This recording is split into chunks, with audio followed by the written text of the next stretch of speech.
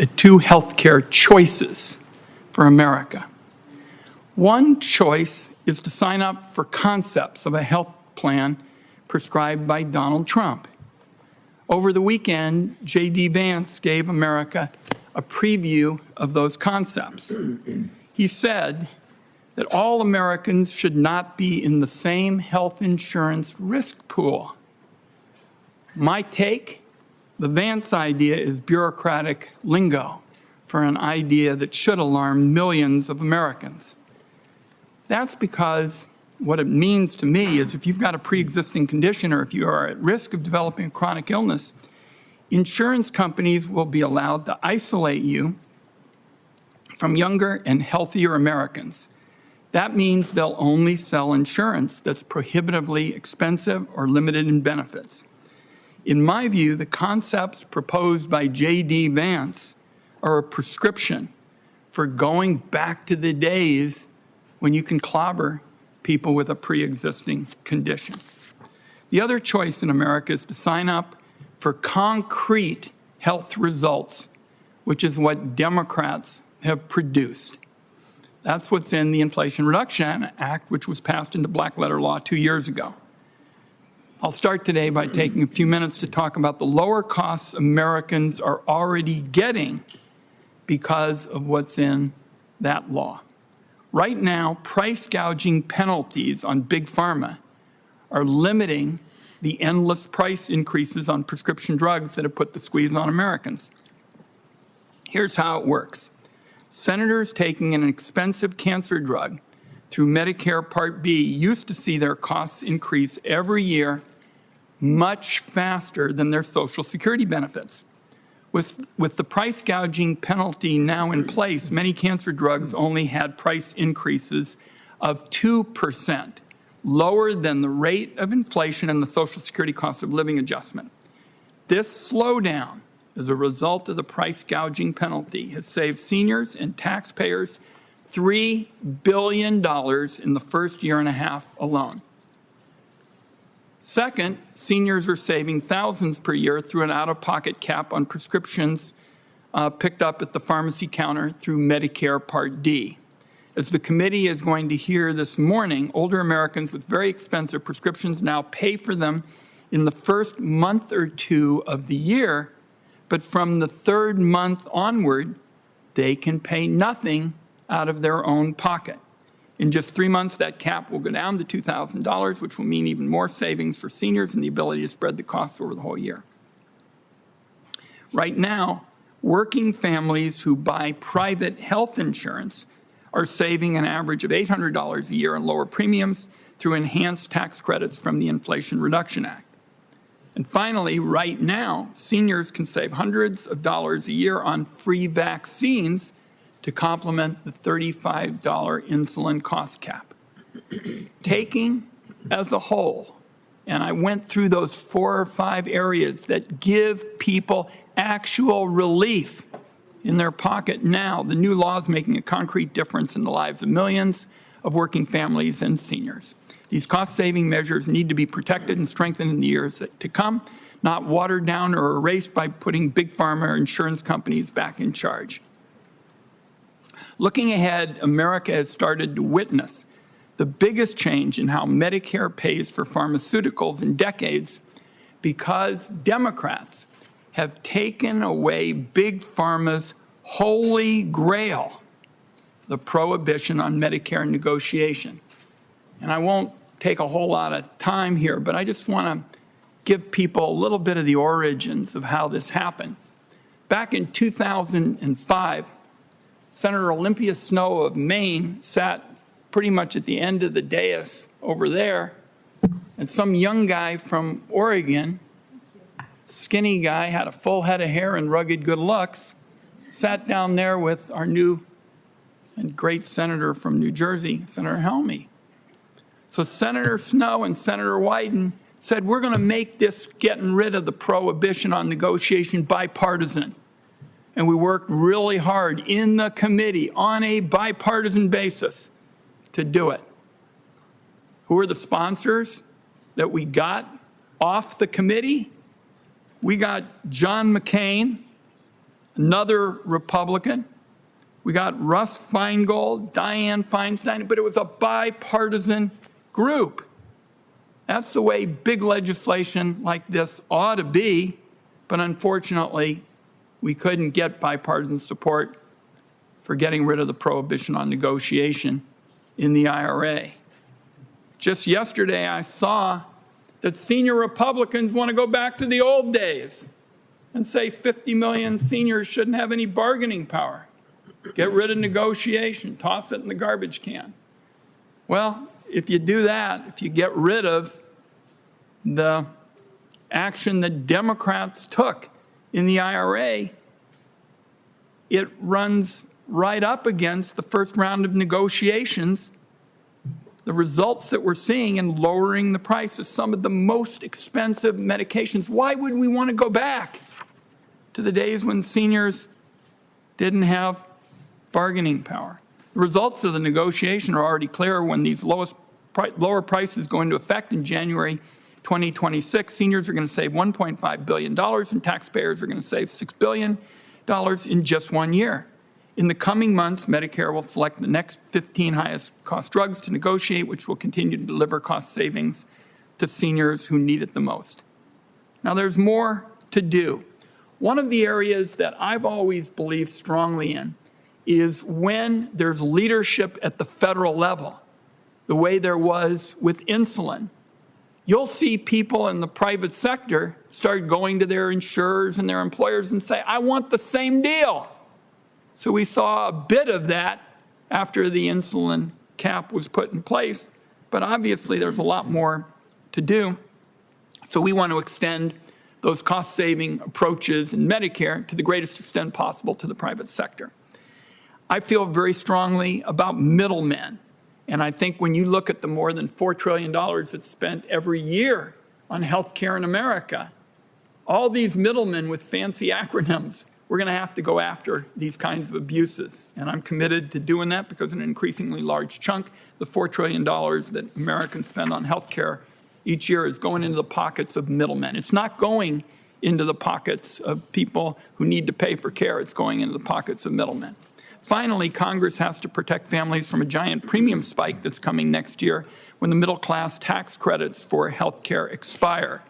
So I'm all in to extend these credits to help millions of working families, make sure that they don't see a premium increase. That would be coming up pretty soon. And I'll just close by noting that all of these approaches we're talking about involve mobilizing both the private sector and a focused, targeted role for government. Why in the world would we be saying we're not going to do something for working families who are getting hit with another round of premium increases? It's right in front of us, so we can do something about it. I thank our witnesses. We've got a good panel. I go back a fair number of years with a number of our witnesses. We're glad you're here. Senator Crapo, I'm sure, is the same case. We divide up our witnesses and looking forward to hearing from all of you. Senator Crapo. Thank you very much, Mr. Chairman. And before I begin my remarks, I'd like to take a moment to welcome Theo Merkel back to the Finance Committee. Theo served on staff for our former colleague, Pat Toomey, and we're grateful that he's able to join us again today. Over the course of the current administration, Americans have experienced persistent economic headwinds, from slow job growth to consistently high inflation and dwindling consumer purchasing power. Everyone on this dais agrees that health care access and affordability demand urgent action, including by Congress. This committee has proven that bipartisan consensus and deliberative policymaking can yield real solutions, from driving down prices at the pharmacy counter to ensuring patients can confidently select a mental health provider who fits their needs. Unfortunately, though, the IRA took the opposite approach, advancing top-down problematic program overhauls through a rushed partisan process that sidelined the minority and ignored constructive input. This hearing provides an opportunity not only to assess the flaws of this process, but also to chart a more productive path moving forward. 2 years ago, my Republican colleagues and I joined patient advocates, small businesses, and frontline providers in warning of the destructive nature of price controls on domestic manufacturing, drug development, and American leadership on the global stage. The law's results to date suggest we should have struck an even more cautionary tone. From a national security standpoint, as China supercharges its biopharmaceutical sector, the IRA waves a white flag, treating American job creators like adversaries. Bureaucratic price fixing under the guise of negotiation may sound appealing, but it comes at a massive cost, particularly as firms begin to look elsewhere to launch new life-saving treatments. The implications for the therapeutic R&D pipeline are already apparent, with at least 21 drugs and 36 research programs discontinued since the law's enactment.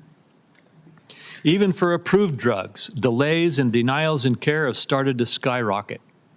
And yet the Biden-Harris administration inexplicably excluded medications from its prior authorization reforms.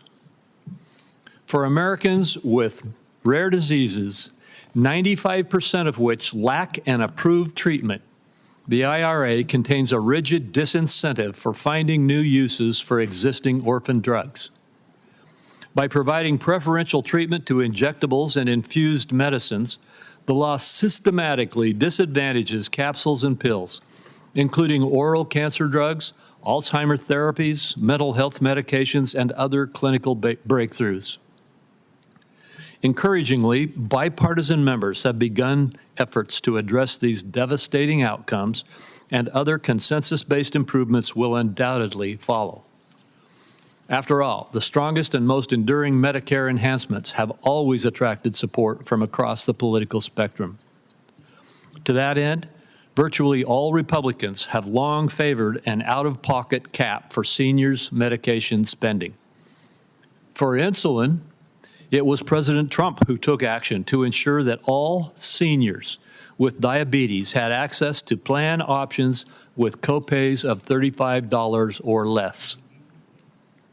In contrast, the IRA has resulted in plans actually tightening access to diabetes drugs. The administration's reliance on heavy-handed government intervention has also triggered annual premium increases, which have been hidden from consumers by subsidies and legally dubious programs. By doubling down on the costly and inflationary enhanced premium tax credits, the IRA uses hardworking taxpayer funds to camouflage the ongoing flaws with the individual health insurance market. The Congressional Budget Office notes permanently extending these enhanced subsidies, which have contributed to growing waste, fraud, and abuse, would increase the deficit by over $325 billion in 10 years. Instead of perpetuating a tax and spend agenda, we can and should work together to improve healthcare choice, affordability, and reliability. In fact, I referenced the bipartisan PBM legislation done by this committee in the last year or two that stands waiting to be passed as an effective bipartisan solution. Last year, we demonstrated the capacity to do so, and we should continue taking steps to enact our committee's bipartisan reforms. The IRA, however, misdiagnosed the problem and prescribed bureaucratic, big government, misguided solutions. America's seniors deserve better. Thank you, Mr. Chairman. I thank my colleague, and he and I go back and forth on a lot of these issues. And, you know, of course, the $2,000 cap was something that was done by Democrats. That was not something done by Republicans. And the difference on insulin is when Trump said he was interested in something that would really help seniors, it was voluntary, it was temporary, it was a smaller number of people. So we'll go back and forth on these issues. I understand that there are differences of opinion. I just wanted the record clear on that point that my colleague from Idaho made. Okay, let's go to our witnesses. Ms. Judy Aiken, retired nurse, born and raised in Portland, Maine. She's been battling psoriatic arthritis for years. You know, one of her drugs costs $7,000 a month. We're going to talk about how the efforts that have been made over the last few years have provided actual relief to her. Not something we talk about, not something that's a demo, it's real relief to her. Then we have Kirsten Ackelson, a non-resident fellow at the American Enterprise Institute. We welcome you, a senior policy advisor at DLA Piper, specializing in domestic and international pharmaceutical policy. Previously worked on these issues for Pfizer. We welcome you. Dr. Conti is Dean's Research Scholar and Associate Professor of Markets at Boston University, and with an apology as well to not remembering that we had a Finance Committee alum.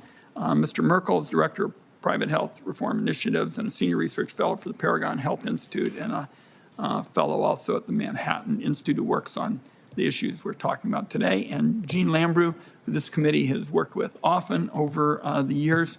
I want to declare right at the outset, over the years I've gotten good counsel from Jean Lambrou, and she recently served as Commissioner of the Maine Department of Health and Human Services and continued to work on these issues we're talking about for a number of years. All of our witnesses, thanks for being with us today. We'll make your prepared statement a part of the record, and let each of you take 5 minutes or so to summarize your views, and welcome. I know you're going to get a lot of questions here in a minute or two.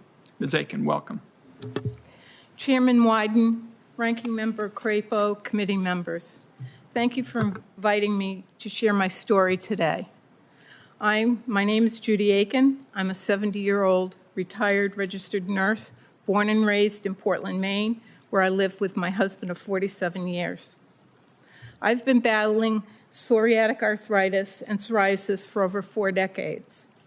These conditions have taken a heavy toll on my body, but the financial strain of the medications I need has been equally challenging. 17 years ago, my doctor prescribed Enbrel to manage my condition. It's been a lifeline, but one with a staggering price. Since its introduction 26 years ago, Enbrel's price has skyrocketed by more than 700%. Today it is priced at $7,106 for a 30-day supply. Last year alone, Could you just tell us, so I can make sure I got that, what was the price for a 30-day supply? $7,106. Thank you. Last year alone, I paid over $9,000 out of pocket for just this one medication. The cost was overwhelming. As a nurse, I spent years counseling patients on the importance of taking their medications consistently. But the cruel irony is that I've sometimes found myself skipping doses, unable to follow my own advice due to the prohibitive cost. Every trip to the pharmacy was a source of anxiety. How much would it cost this time? Could we afford it? What else would we have to sacrifice? My husband and I were constantly juggling our budget. We postponed needed home repairs and stopped going out to eat. Then came the Inflation Reduction Act with a glimmer of hope. This year, I braced for another 12 months of expensive pharmacy visits, but after paying $2,150 in January and $1,141 in February, the real shock came in March. I went to pick up my prescription and discovered my out-of-pocket cost was zero for the rest of the year. I nearly cried at the pharmacy counter, and I'll say the pharmacy staff did too. Even after advocating for the passage of drug price reforms in the Inflation Reduction Act, I was skeptical it would actually benefit me, but it has. And this year, my out-of-pocket costs have been capped at $3,300. And there's more relief on the horizon. Next year, the out-of-pocket limit will drop further, capping at $2,000 for everyone on Medicare Part D. For patients like me who rely on expensive medications, this is truly life-changing. But it's not only the IRA provision that I will benefit from. Enbrel was one of the first 10 drugs selected for Medicare negotiation. After the inaugural round of negotiated prices were released in August, I learned that beginning in 2026, Enbrel's price will be reduced to $2,355 per month, a 67% reduction.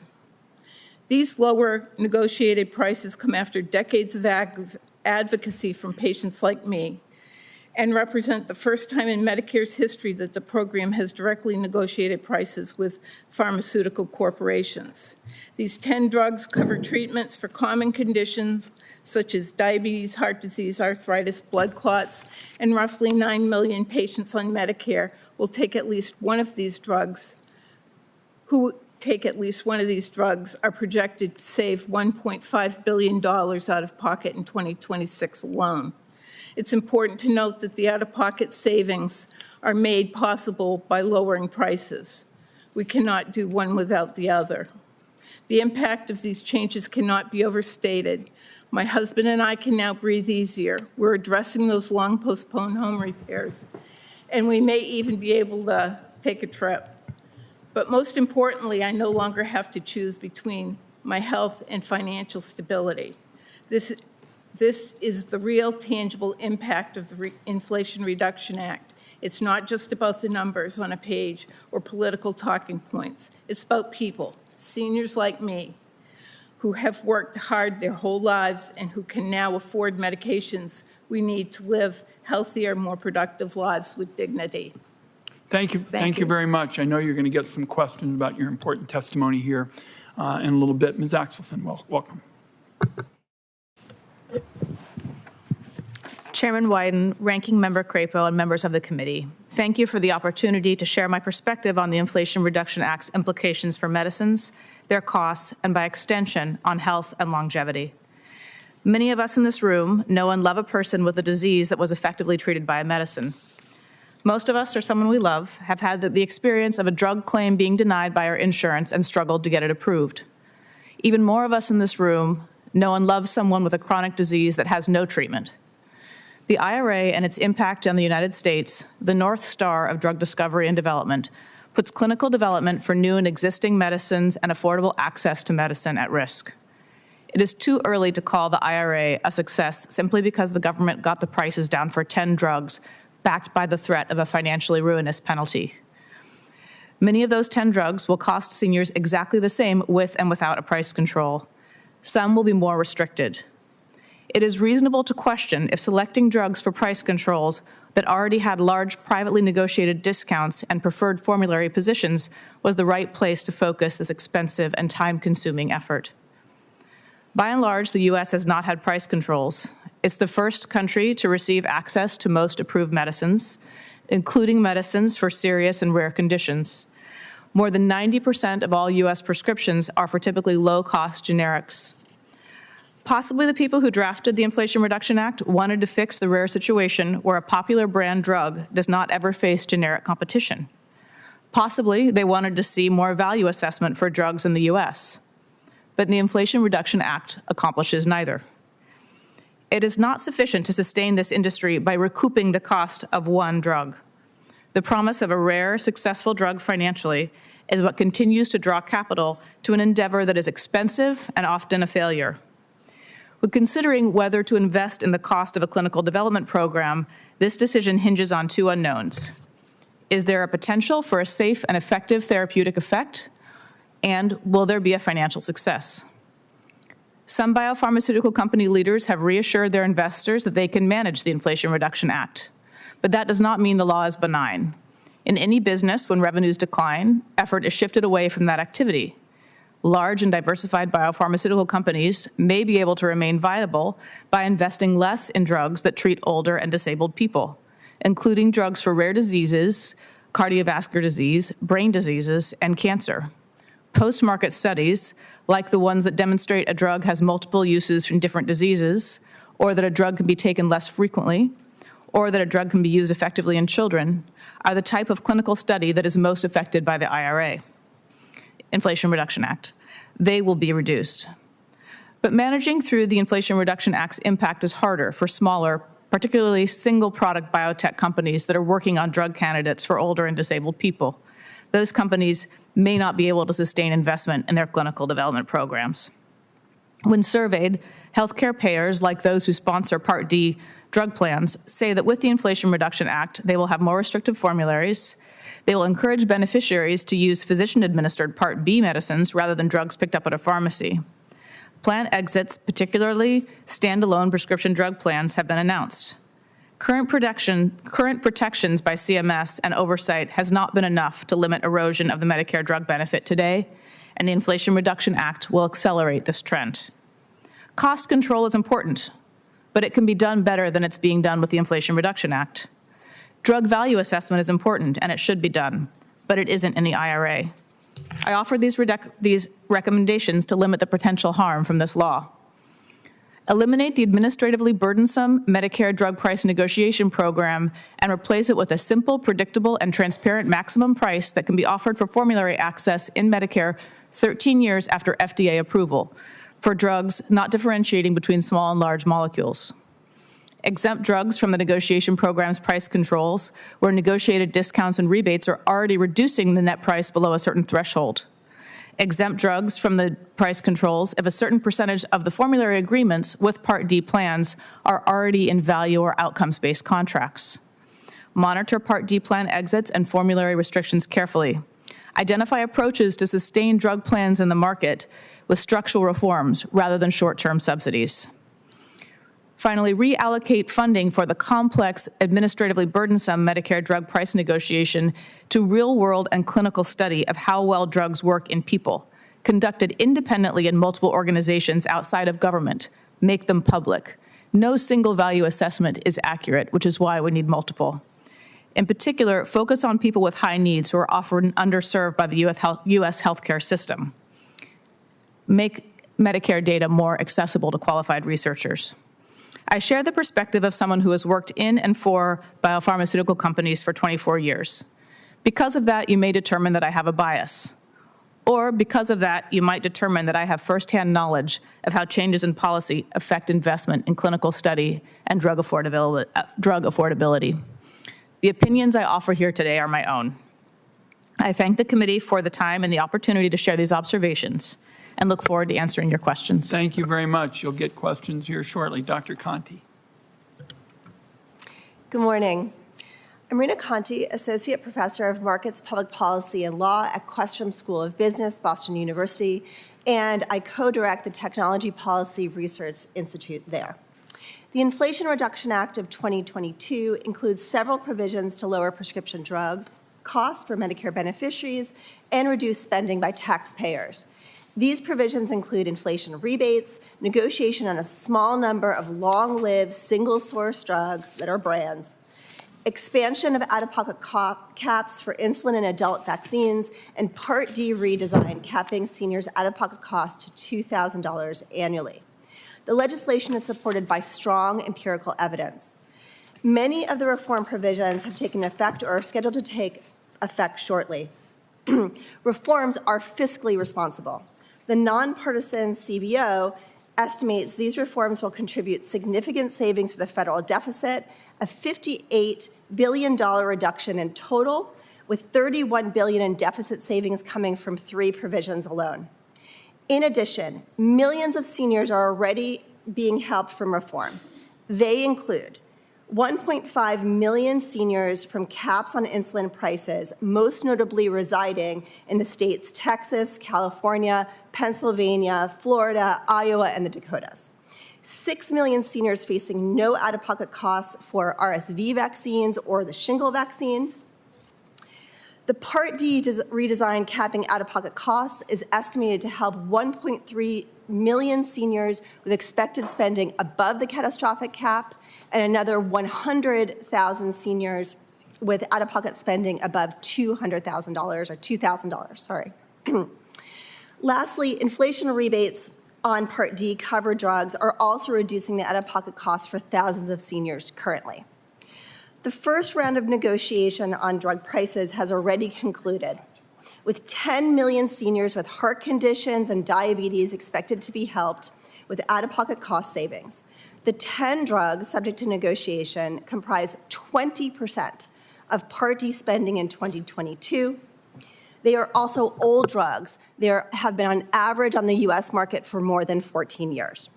A recent analysis from Brookings suggests Medicare negotiation resulted in prices that were 20% lower than what Part D plans negotiated on their own and produced $6 billion in excess savings.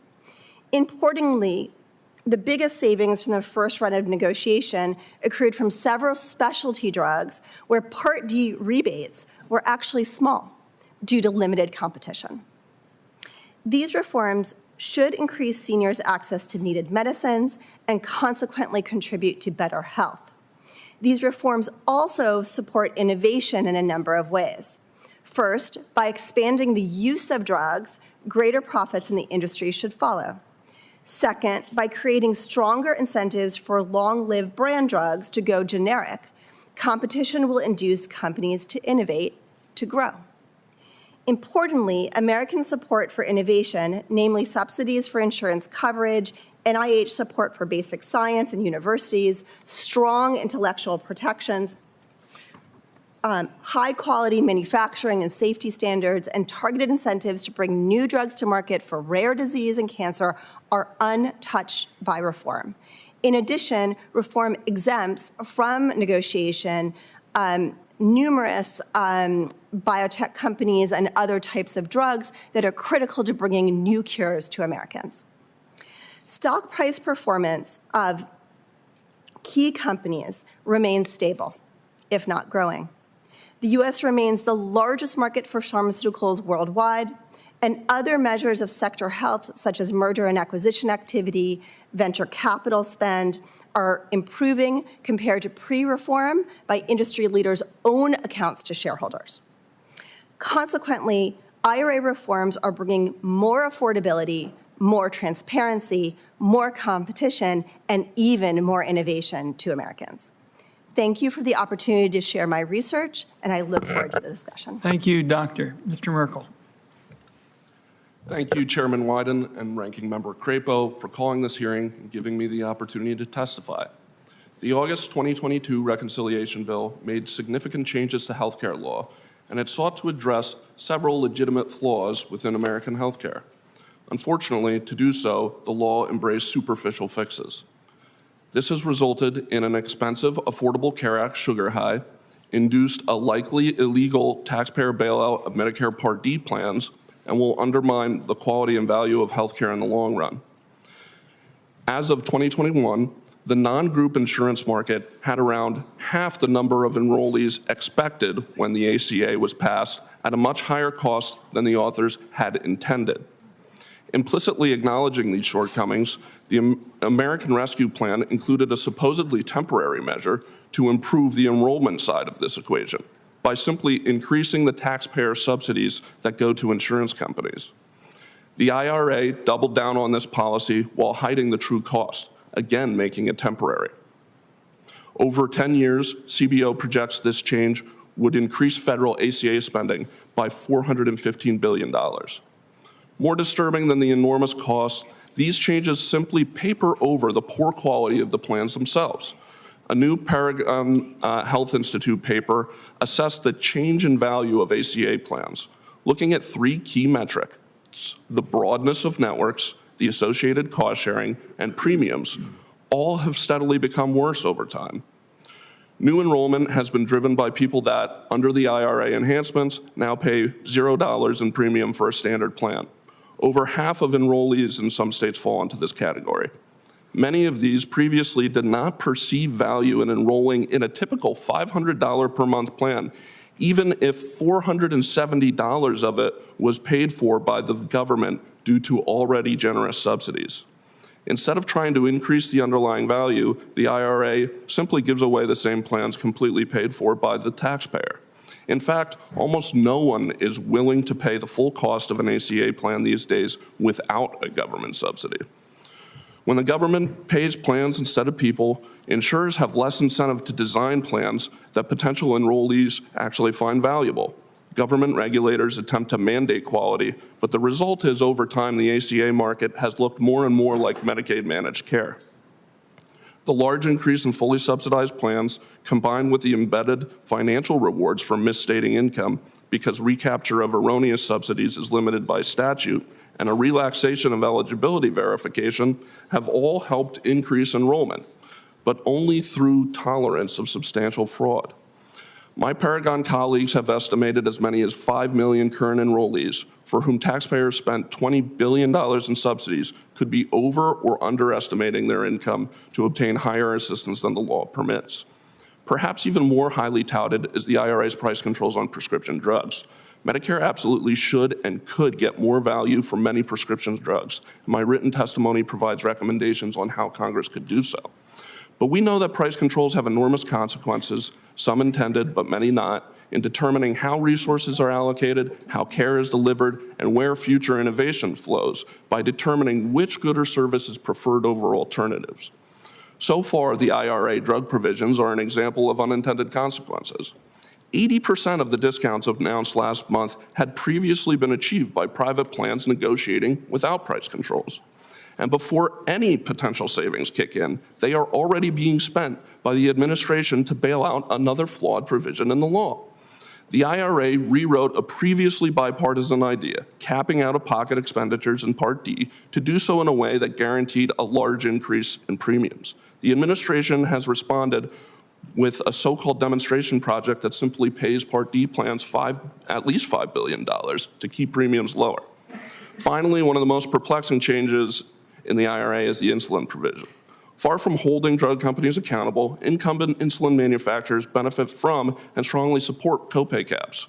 This is why the Trump administration created a demonstration to give all Medicare beneficiaries the option of a plan with a $35 copay cap, but required manufacturers who participated to also provide larger discounts on insulin. The IRA disbanded this program and replaced it with a copay cap paid for by higher premiums for beneficiaries and higher subsidies from taxpayers. It's hard to see who benefits from that change other than the manufacturers.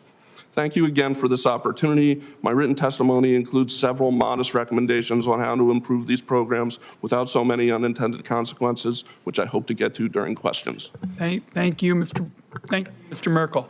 Dr. Lambert. Chairman Wyden, Ranking Member Crapo, and members of the committee, thank you for the opportunity to discuss the Inflation Reduction Act's health coverage policy. My name is Jean Lambrou, and I am the Director of Healthcare Reform at the Century Foundation. The Inflation Reduction Act extends through 2025 a provision of the American Rescue Plan that increased the eligibility for and the value of health insurance marketplace advanced premium tax credits. Based on nonpartisan sources of information, I assess the impact of this policy by asking three basic questions. First, has the Inflation Reduction Act increased coverage and access to care? The Urban Institute and Congressional Budget Office, or CBO, both estimate that the policy increased marketplace enrollment by 7 million people. This is a 43% increase in enrollment if the Inflation Reduction Act is made permanent. Enrollment over time has increased as well, from 11.4 million in 2020 to 21 million in 2024, or 88%. This includes people in all eligible income groups, including an estimated 1.5 million who are newly eligible. It also includes individuals who are older and live in rural places who tend to face higher premiums. And the law reduced barriers for people of color. Between 2020 and 2023, Black enrollment increased by 95% and Latino enrollment increased by 103%. The Inflation Reduction Act, in turn, has contributed to this nation's record low uninsured rate. The Urban Institute and CBO estimate that it reduces the percent of uninsured Americans by 11 to 13%, or approximately 4 million people. Access to health care is improved as well. National survey data indicate that fewer middle-income people delay care and skip medications. The second major question is, has the Inflation Reduction Act lowered the cost of health coverage? By design, the law reduces the share people pay for premiums for marketplace coverage. The Inflation Reduction Act's extra assistance averaged $800 per enrollee in 2023. The law also contributed to lower overall premiums. Between 2020 and 2024, the overall marketplace benchmark premium rose annually by only 0.8%, less than general inflation. In part, that is due to competition. The share of healthcare.gov enrollees with access to 3 or more health plans climbed from 68% in 2020 to 96% in 2024. The tax credit policy has also let people choose plans with lower cost sharing. Median deductibles dropped by almost half to $400 between 2021 and 2023. Third, has the Inflation Reduction Act's policy been cost effective? One way to answer this question is to compare the federal cost per person of the law to alternatives. The details are in my testimony, but the average annual premium tax credit under the policy for low-income and high-income enrollees is comparable to the federal subsidy for the Medicaid expansion group and the tax break for employer coverage, respectively. This suggests a relatively reasonable public cost of coverage under the Inflation Reduction Act. The law has done so without significantly crowding out employer-sponsored insurance, which remains the predominant source of coverage for Americans. In conclusion, evidence shows that the Inflation Reduction Act's tax credit policy expanded health coverage, lowered premiums, and did so cost-effectively. This, in turn, improved health access, equity, and outcomes. By reducing the uninsured, this law has saved lives. The policy will end, however, with congressional inaction. In 15 months, 20 million Americans will lose or receive reduced tax credits, making the cost of health coverage more expensive. An estimated 4 million people will lose coverage altogether. Without action, self-employed people in all states and small businesses in states like Maine will pay more for coverage. Hospitals and other providers will bear increased uncompensated care. In my long career, few policies have shown such quick, clear, and meaningful results as the Inflation Reduction Act's tax credits. I urge you to continue them. Thank you. Thank you very much, Dr. Lambrou. So where we started is where I'd like to pick up now. Donald Trump talked about the concepts of a health care plan. We've been talking about the specific gains that patients like Ms. Aiken have made this year.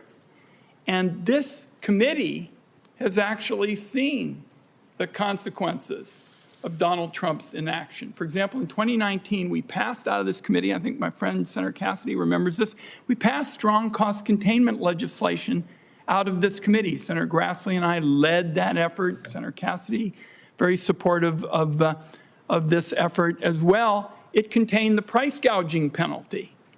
And Senator Grassley pulled out all the stops to get then President Trump to be supportive of that effort, and President Trump wouldn't do it. So the consequences of inaction are real, and this committee has seen it, because we could have had that earlier and would have had something that would have been of benefit to so many patients. Now, Ms. Aiken, if I can start with you, we had a lot of numbers being thrown around here. It's pretty much root canal work comparing everybody's numbers. But it looks to me that you're paying now thousands of dollars a year for this arthritis medicine, Enbrel. And it looks to me like you have already saved 2/3 of your out-of-pocket expenses. Is that right? That's correct. Okay. What happens if most of this law goes away? You know, because we're all talking about this part and that part and all the rest. But these provisions, as I say, some of them came from this committee in 1990. What happens if most of this goes away? Frankly, I'm scared to death of that. We tighten our belts even more. And don't do things, you know, may have to, I can't even think of where we would be. It would be very, very difficult. So you're counting on having some certainty from the Congress to keep building on what we're doing rather than unraveling it. I didn't catch the last part of it. No, you're counting on the Congress building on the progress we've made, not getting rid of the law. Correct. Okay. Now, a question for you, Dr. Lambrou, if I might. J.D. Vance talked over the weekend about some health insurance jargon And basically, he's talking about changing risk pools. And it looks to me like he, presumably Donald Trump, want to strip out consumer protections by separating out sick and healthy people. This looks to me like what amounts to a de facto repeal of the protections that everybody says they're for around here. Protections for people from being discriminated against if they have a pre-existing condition. What would happen to health insurance for Americans if this Vance scheme went into effect? Thank you, Senator Wyden. We know from experience that having separate risk pools often leads people with pre-existing conditions to pay higher premiums for health insurance, often being priced out of that coverage altogether. What that means for a person with cancer, they can't get their chemotherapy. A person with diabetes struggles to pay for dialysis. And we've seen this story before. People will not get needed care, they will experience worse health, and they could prematurely die. We also know, though, that separate risk pools may seem like a good deal for somebody who is young or healthy, but when they have an accident or an unexpected illness, those plans often don't cover the care that they need, leaving them worse off.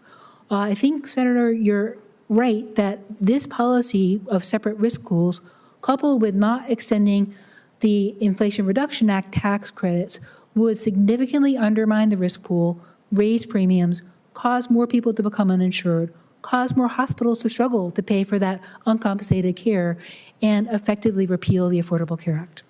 I think you jump-started my next question about keeping those, premium, tax credits. That was something I felt very strongly about. A lot of my colleagues talk about it, protecting working families through the private sector. That's really what these tax credits are all about. This is not some Washington, D.C. Goliath. This is about tax credits in the private sector for working families. How much more are families going to have to pay if this thing goes away? Because it comes up pretty quickly. Sure. Well, I think we know that for families with income or individuals with income between $29,000 and $45,000, their premiums will double. We know that those premiums will increase even more for lower income people, and for people with higher income who are newly eligible for these tax credits under the Inflation Reduction Act, they'll lose that assistance altogether. That's why CBO estimates that 7 million people will lose marketplace coverage and 4 million people will become uninsured altogether. So we're talking about 11 million people who would be hurt by letting these premium tax credits vanish into the vapor. According to CBO, there's again 7 million more people in the marketplace because of these credits that will go away without them, and 4 million people of the 21 million now covered would lose coverage. I should just mention, it's not just families, Senator, it's also small business owners and entrepreneurs. Okay. Senator Crapo. Thank you, Mr. Chairman. I want to pick up on the same concept that the chairman was just talking about, because it seems to me, and this question is going to come to you, Mr. Merkel, it seems to me that what we're talking about here is we have price fixing, which is going to result in a massive growth in premium increases, and then a federal subsidy to pay for the premium increases and claim that it reduced the cost to the person using the drugs. You and others have expressed concerns that the enhanced premium subsidies, as they are structured, are inflationary and shield consumers from premium costs, and explained that in a recent study that you've looked at it from 2014 to 2023, this report found that during that time, provider networks narrowed, the actuarial values of plans decreased, and unsubsidized premiums have rapidly increased, particularly when compared to the employer's market. As you closed your testimony, you said that you had some suggestions or recommendations you hoped you were asked about. I'm going to ask you about them now. What kind of approach should we have so that we don't have the taxpayer subsidizing the fix and actually we find a fix to this solution? And what's the cost that the taxpayer is paying on this? Thank you very much for your question. And you are fundamentally correct that the enhanced subsidies do not do anything to improve what I view as the challenge, which is the underlying value of the plan, which nobody is willing to purchase without government assistance. And it has been long studied that the way that the subsidy is structured, which it basically pegs the value to an insurance plan, the second lowest cost silver plan in an exchange, and then it caps the contribution that a enrollee must have at their income. When these types of structures have been looked at, they have been found to increase the amount of the cost of the underlying product. So what I have suggested doing, and what many have been suggesting, is that we actually take a look at what is driving the low quality of the underlying plans.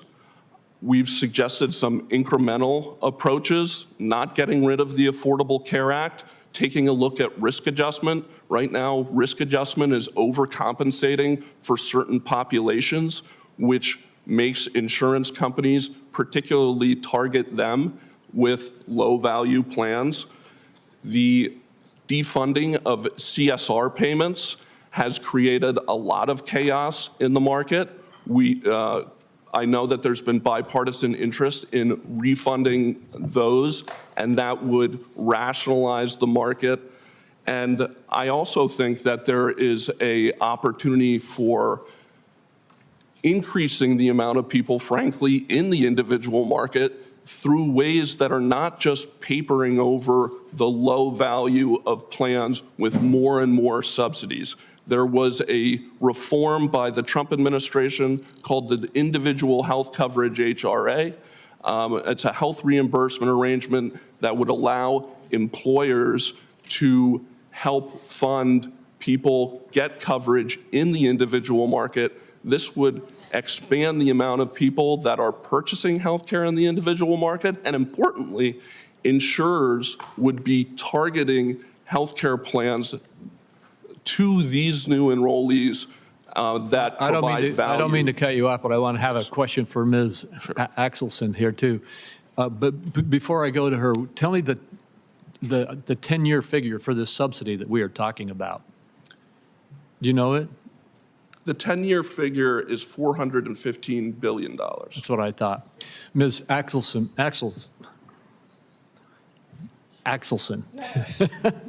A recent Magnolia market access survey found that because of the IRA's benefit redesign, sizable majorities of Part D plans intend to exclude more medications, including breakthroughs, from coverage, as well as to ramp up the use of prior authorization and step therapy. In an article you published earlier this summer, you anticipated many of these trends, pointing to narrower coverage, higher out-of-pocket costs for some enrollees as likely outcomes of the IRA-triggered design changes. You went through some really good recommendations in your testimony. We don't have time right now for you to go through all of those, but what steps could you just quickly identify that Congress and CMS should take to ensure meaningful formulary oversight, especially since drugs have been excluded from the prior authorization rule that was finished earlier this year? Thank you very much for the question. First of all, for the drugs that are selected for the price controls, it's not sufficient just that they are on formulary. Being on formulary does not stop a... I'm sorry? Oh. Thank you.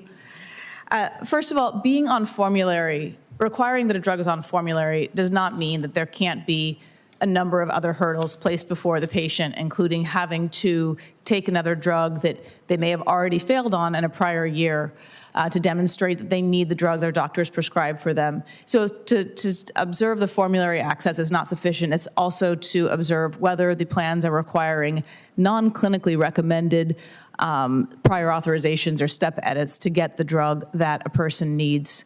Also leveraging the data that goes back several years. A patient should not have to prove every year, reprove that this is the right drug for them.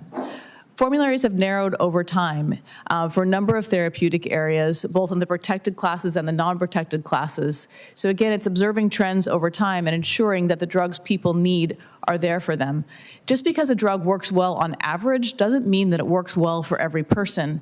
CMS has a rich trove of data and can see which therapeutic classes are the ones where people tend to have to try multiple different drugs before they get the one that's right for them. I'm sorry, I'm going to have to, because my time is Thank out, you. I'm going to have to ask you to please fill out the rest of that answer in your response to some of our written questions. Thank you.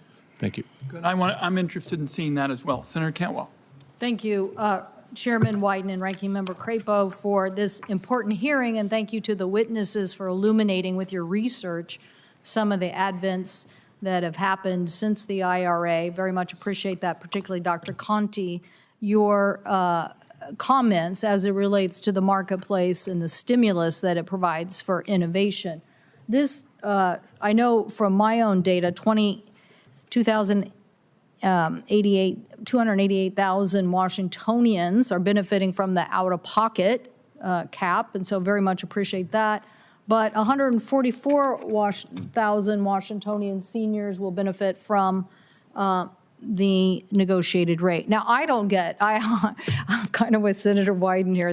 It does feel a little root canal-ish, all this data and information, but I'm just like, I'm perplexed. I am so perplexed. I don't get it. I don't get what people don't understand about giving the federal government, a big purchaser, the right to negotiate. I'm pretty sure I go to the grocery store every night and it says, here's the price for this, but if you buy 3, you get a discount.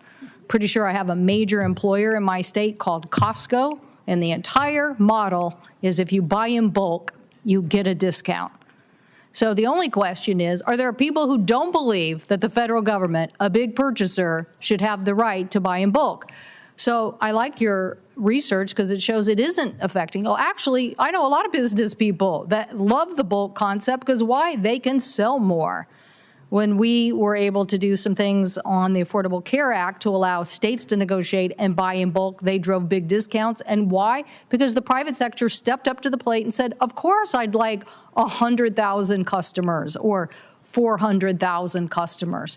So I'm perplexed why someone doesn't believe that giving the federal government. Now, I know, Mr. Chairman, we had this hearing once before, and there were witnesses who basically said, no, that's not a market power.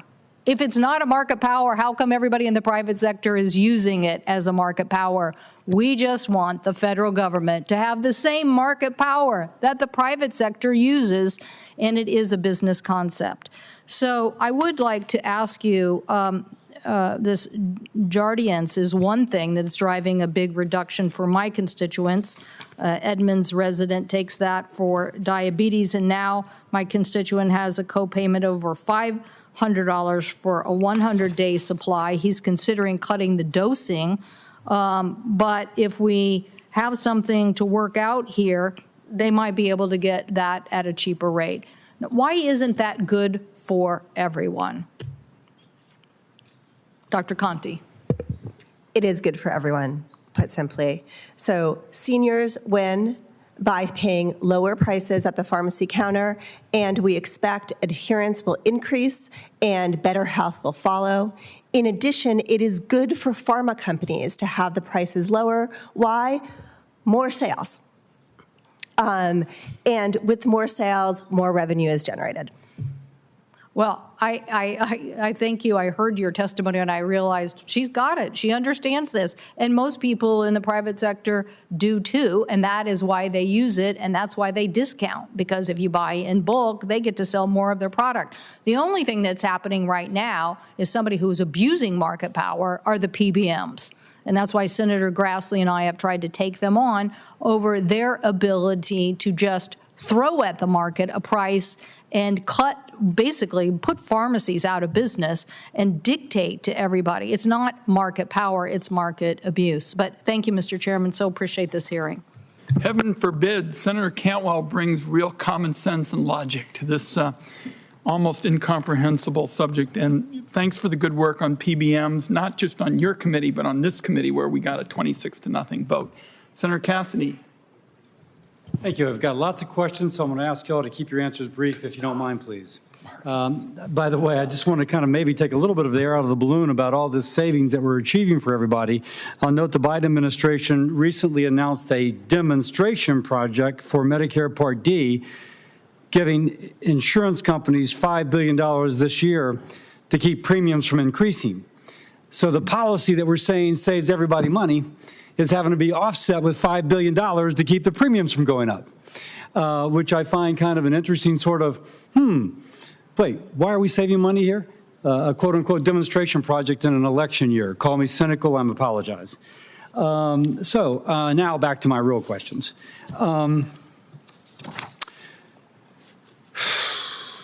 Dr. Axelson and Dr. Conti, I don't know. I'm asking you questions I don't know the answer to.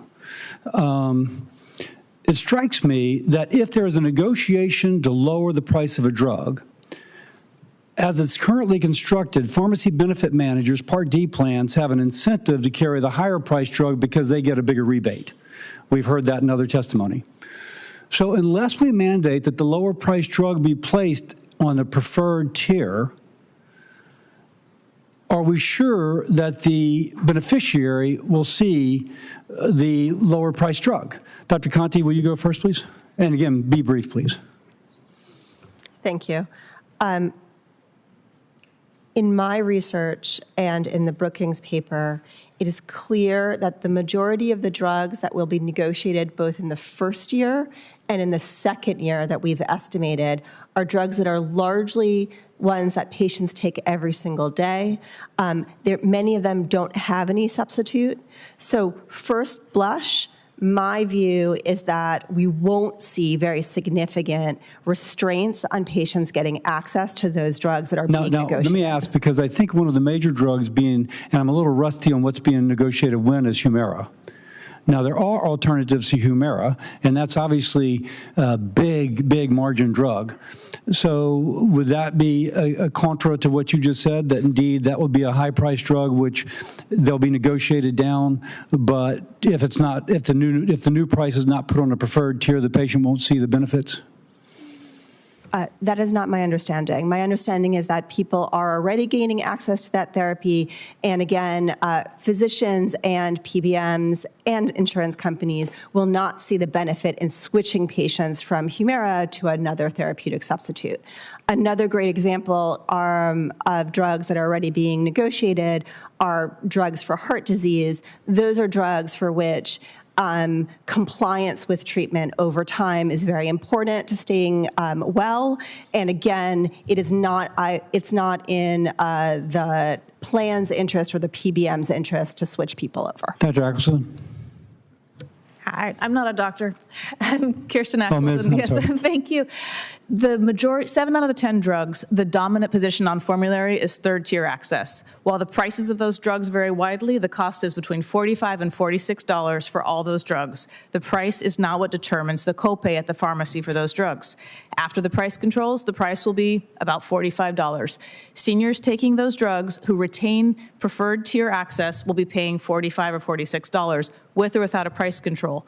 What could be different is the plans may now say, well, I'm not getting the rebates on those drugs, so I'll put up a prior auth or a step edit in front of those drugs and go to a competitor and say, if you want to get in without prior auth or step edit, then I'm going to need a discount from you. So Dr. Conti feels like there's going to be an incentive to maintain, but you're saying at least for new enrollees, and over time that makes a difference, there'd be the incentive for them to switch those patients to a different drug. Or put up a hurdle so that they can get a discount on a competitor drug.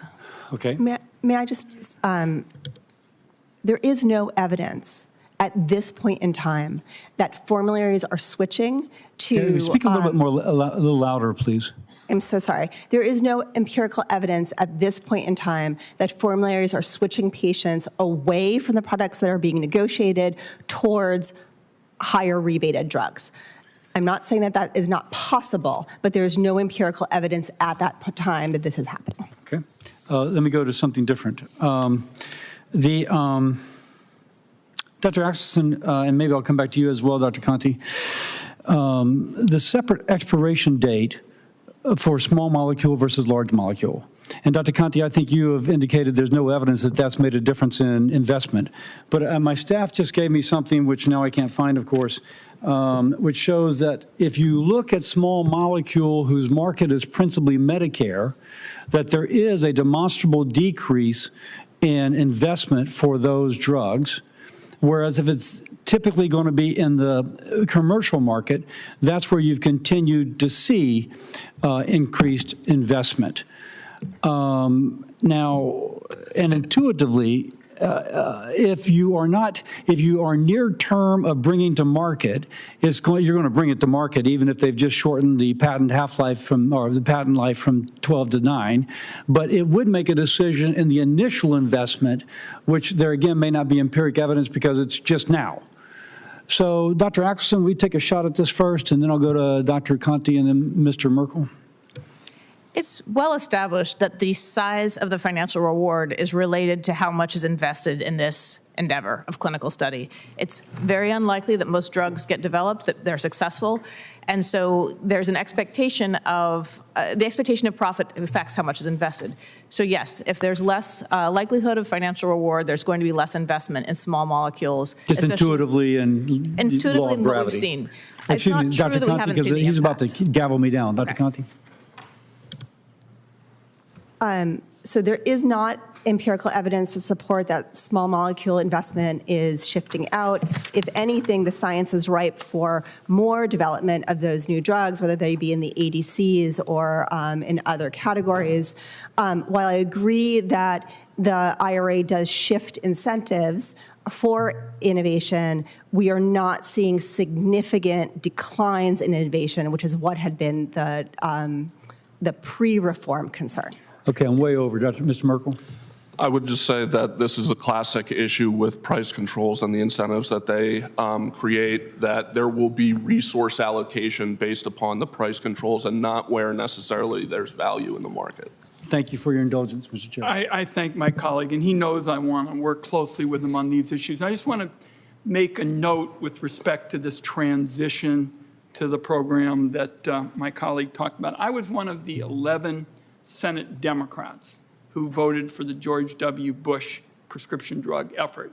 And I took an amazing amount of heat as a Gray Panther who voted for it, but I thought it was time to get the program started. And the Bush administration wanted a demo to make sure you could stand up Part D. And I thought it was a persuasive argument. It's exactly the same thing that's going on now. We will continue the discussion. I see my colleague wants to come back briefly if he does, but I want him to know the conversation will continue. But as one of the 11 Senate Democrats who voted for the George W. Bush program, they needed some help standing it up, same thing. I appreciate that. Thank you for the opportunity to briefly reply. Under George W. Bush, there was truly an unknown of how it would be received, whereas there's actually the known of what it's going to do to the price. Same demo authority. We'll continue it, and we'll continue the discussion. Now, Senator Grassley is going to be next, but I'm a member of the Senate Select Committee on Intelligence as well. So I get access to a lot of secret information. My friend Senator Langford is here. I'm going to disclose something now, and that is it's Chuck Grassley's birthday. I want everybody to know that I have some additional secret information that I'm going to announce today. What Chuck Grassley really likes for his birthday is Dairy Queen script, because I've given him some before. So now I've disclosed all kinds of personal information about Senator Grassley. Senator Grassley, you're recognized for your questions. And I'll thank you for the certificate you gave me, and I used it all. You'll get it again. Before I ask my questions, I'd like to make a brief statement about PBMs. Along with Chairman Wyden, way back in 2018, I've called for transparency and accountability of PBMs. We know PBMs are getting away with shady, anti-competitive practices that are costing patients more and taking a toll on rural drugstores. The partisan reconciliation law did nothing to address the powerful prescription drug middlemen driving up drug caucuses in this Congress.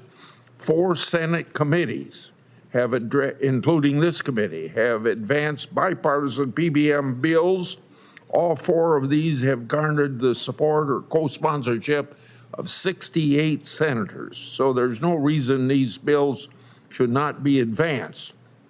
In July, the Federal Trade Commission released an interim report confirming my concerns about concentration and possible anti-competitive behavior of this industry.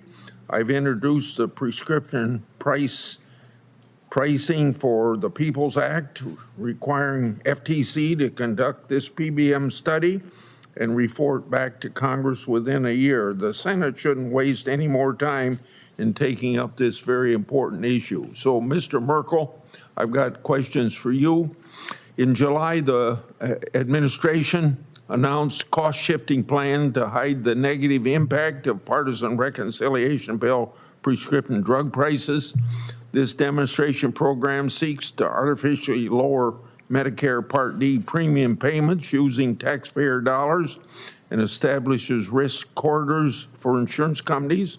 The administration's attempting to patch things up ahead of the November election. I've asked the nonpartisan CBO to analyze the fiscal impact of this policy.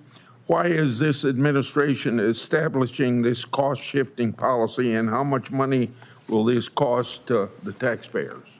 Happy birthday, Senator. Thank you for the question. So the IRA took a previously bipartisan idea. There was a lot of support for the out-of-pocket cap in Medicare Part D, but it moved away from the bipartisan discussions to shift the proposal in a way that would cost more for taxpayers and potentially cost more to beneficiaries and higher premiums. So in the underlying IRA, there was a program to artificially keep premiums low for about 6 years, was going to cost around $40 billion, but even that was not enough. So what the administration has done is they saw there was a premium spike last year. They were very concerned about a premium spike this year, so they have created, as has been mentioned, a 402 demonstration project that basically just pays Part D plans. CMS is saying around $5 billion in just 1 year to keep their premiums lower. Okay. Mr. Merkel, as you're aware, the Paragon Health Institute recently issued a study finding that 5 million individuals have been falsely reporting their incomes to qualify for these subsidies. This overestimate of income comes with a price tag of $20 billion just this year. July 1, I sent a letter to HHS asking controls the agency has in coordination with the IRS to stop this abuse of taxpayer dollars and what they're doing about it. I've yet to receive a response. This is my question. HHS says it's working to combat unauthorized and fraudulent activity in Obamacare. Should we believe that they're accomplishing that? Well, I believe that they have some concerns about fraud. There are obviously good people over there. However, there is no sense that I can tell that they appreciate or are willing to be forthcoming about the potential magnitude of this. They have announced that they are going after roughly 200 brokers. There absolutely is some activity where unscrupulous brokers are switching because of very, very lax program integrity controls, people into plans without their knowledge. However, this is just the tip of the iceberg. I appreciate your interest in pushing them for more answers on this because, frankly, I think that they likely announced that minor action and hope it blows over. Mr. Chairman, I'll submit questions for answer and writing. Very well, and a good birthday to you, Senator Grassley. Thank you very much. Okay, Senator Langford's next. Mr. Chairman, thank you, and I'll add the happy birthday. I think this is the 65th birthday for Senator Grassley, so happy birthday again. Any birthday is better than the alternative. It's a good birthday. It's a good birthday. It's a good birthday. As my friend used to always say, it's better to be seen than viewed. Y'all, thank you for the testimony today and the conversation on it. The price fixing conversation has been a common conversation. Obviously, Vice President Harris is recommended price fixing on all grocery prices to be able to manage the prices of inflation, as the IRA did price fixing for medications and picked certain medications to be able to go after. I appreciate your testimony, Ms. Aiken, on Enbrel in particular, because that is one of the frustrating drugs that's out there that, quite frankly, Congress needs to act on two different big issues. One of them is the patent thicket that's been out there. It's been out there 30 plus years at this point, and continues to be able to just change slightly on the way it's actually delivered, to be able to protect its patent, to be able to keep it from actually getting a generic or biosimilar opportunity. That's something that Congress needs to be able to fix, is the thicketing issue that happens. The second issue is the PBM issue there. They've been able to benefit greatly from huge rebates that they're actually given to be able to maintain their market. The PBM piece is a piece that we brought up over and over and over again. This committee has spoken out on. That bill has not been brought to the floor. It is a bipartisan solution to be able to deal with at least some of the PBM issues that are out there, to be able to try to give not just prices on 10 drugs that the federal government selects, but to give greater competition on thousands of drugs that are out there. And so I think the solution doesn't need to be doing price fixing on 10 drugs. It needs to be, how do we get greater competition for all drugs that are out there, and to be able to push back on that. So let me just ask a couple of questions. Ms. Axelson, you brought this up several times on the issue of local pharmacies, of access points, and of also this issue about the PBMs. What is it that needs to be done specifically in the PBMs to try to bring down prices and increase competition for not only pharmacies, but for access for drugs in particular to consumers? I think a number of these policy reforms are under consideration, but it's ensuring that the significant discounts that are offered on these medicines are passed through in some way to reducing the cost sharing for patients. When a drug company goes to get access for a medicine, the incentives are not in place for a cheap drug to get access. A drug with a high list price and a big rebate is what can get access on a formulary. And those rebates are not always passed through to the patient at point of sale. They may reduce the premiums, but they don't necessarily reduce the cost of the drug for that patient. Yeah, and it's been our frustration that we've not been able to get that PBM bill to the floor, actually, and it's something that we've got to actually get a real vote on to be able to move this out of this committee and actually to be able to get that moving, because there are a lot of our independent pharmacies and, quite frankly, every single consumer that will benefit from action on that. One of the challenges on the IRA bill in particular, as I've talked to some of the different drug researchers out there, is a declining number of drugs that are going to go into research or into research for additional purposes. The IRA said if there are multiple different uses for this drug, they're a candidate for it. So if it's a single treatment issue, there's no incentive to say, will it also work for another drug? I spoke recently with a researcher that said, we think this drug will work on a different type of cancer, and this one in particular, but we're holding on it because we don't know what the price controls are going to do long term, and we're trying to figure out the next step on that. We've seen this on the research. CBO estimated that there'd be about 15 drugs that would not come to market in the next 30 years, but according to the latest tracker, there's already 21 drugs that have already backed off. No, it's not in the next 30 years. That was in the first 2 years on this. So just in your own research on this issue, are we about to limit the number of drugs coming to market? What are you seeing in the R&D side of things right now in the in the clinical trials? The most efficient type of drug development is finding a new use for an existing drug. It's cheaper, it's faster, it relies on existing safety and efficacy data. That's exactly the kind of drug development that is deterred by this law. A significant portion of drugs for cancer, for rare disease, for cardiovascular disease, for HIV are studied in the post-market context. If you felt that price controls were the right thing to do in Medicare, you could not have designed them in a worse way. This is encouraging inefficient drug development, and it needs to be reformed so that the price control is affecting true market failures, not the most efficient and effective types of drug development. Okay. Thank you all for your testimony on this. This will be one of those issues that Congress has got to continue to be able to act on the PBM bill. that we're all pushing to be able to get it out there. We've got to deal with the patent thicketing. That's been an issue for a very long time. And we've got to get, what we're not talking about today as well, is the ingredients that are coming from China and the competition on generics that we've got to be able to make sure that we're protecting. That's another issue that this committee has got to be able to take up to protect lower prices for seniors. Yeah, I've very much enjoyed working with my colleague on the PBM, issue. And just a quick update. I want everyone to understand, as chairman of this committee, I'm going to do everything I can to get the PBM legislation up during the lame duck session for a couple of reasons. First, my colleague is right. It's important. This is going to save money for seniors, and it's going to save money for taxpayers, A. B, I believe that if we get it through in the lame duck session, President Biden will sign it.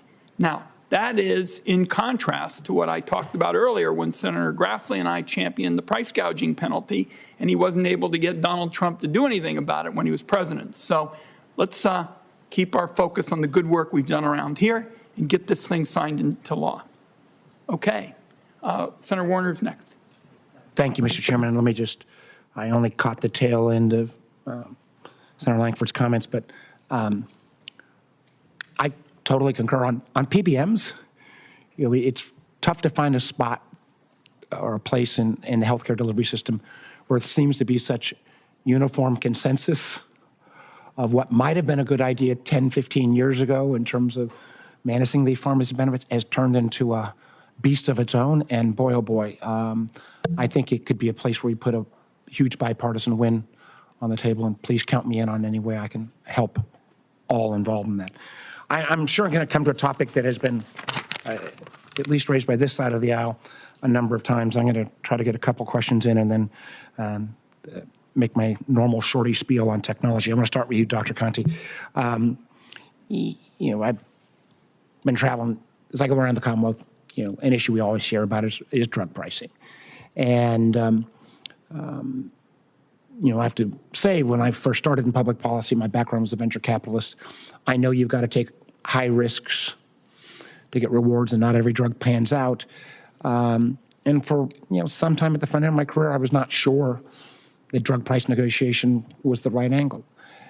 I thought we gave pharma lots and lots of bites at the apple, and I finally thought, this is, it is not fair that the American taxpayers pay for basically the R&D costs for drug companies for the whole world. And I think the IRA, which took that first step on those negotiations, and obviously there's a lot of places where there's not generics. Can you talk a little bit about this first round of negotiations, and will the overall system and will the Medicare recipients in Virginia see the benefits of that kind of a negotiation process? Yes, thank you so much for the question. There are 9 million Americans that will benefit directly from negotiated prices in the first round. In my research, we find that another 5 million seniors will benefit from negotiated prices in the second round. The first round drugs are largely targeted to diabetes and heart disease. Therefore, we believe that once the prices come down, patients will get more access and better health will follow. The second round are different. They are largely targeting drugs in specialty classes, including cancer and other immunological conditions. And here again, those drugs haven't had the benefit of competition. There are limited rebates on those products. And therefore, when negotiation takes effect, seniors will benefit from lower prices. We will all benefit from lower prices. And indeed, even commercial insurers will benefit from lower prices, because once that price is set transparently, other plans will likely follow. I agree with that. And I also, one of the real life experiences that made me change my position from business guy Mark Warner, or even maybe Governor Mark Warner, to Senator Mark Warner, is, I've got a daughter, type 1 diabetic, and she's been almost literally we're over 20 years of that, and I've seen, luckily, my family's able to take care of this, but the cost of insulin go up dramatically, and if there was ever a case in point, insulin, which Mark, I think there's something wrong with your mic, so try speaking right into it. I want to hear this. rarely do you ask that you want to hear every word, every scintillating word. All right, the point is, I got a kid with diabetes. I live firsthand the threefold cost increase I saw just during the tenure of her illness. I think what we did in IRA and on bringing down insulin costs, last year I brought a 94-year-old young constituent to the State of the Union, Marguerite Bailey Young from Fredericksburg, Virginia. It was living proof. Her insulin costs had come down. And I do think, that was the point of the spear. I do hope these next rounds of negotiations will continue to show those kind of benefits. I applaud what we've done.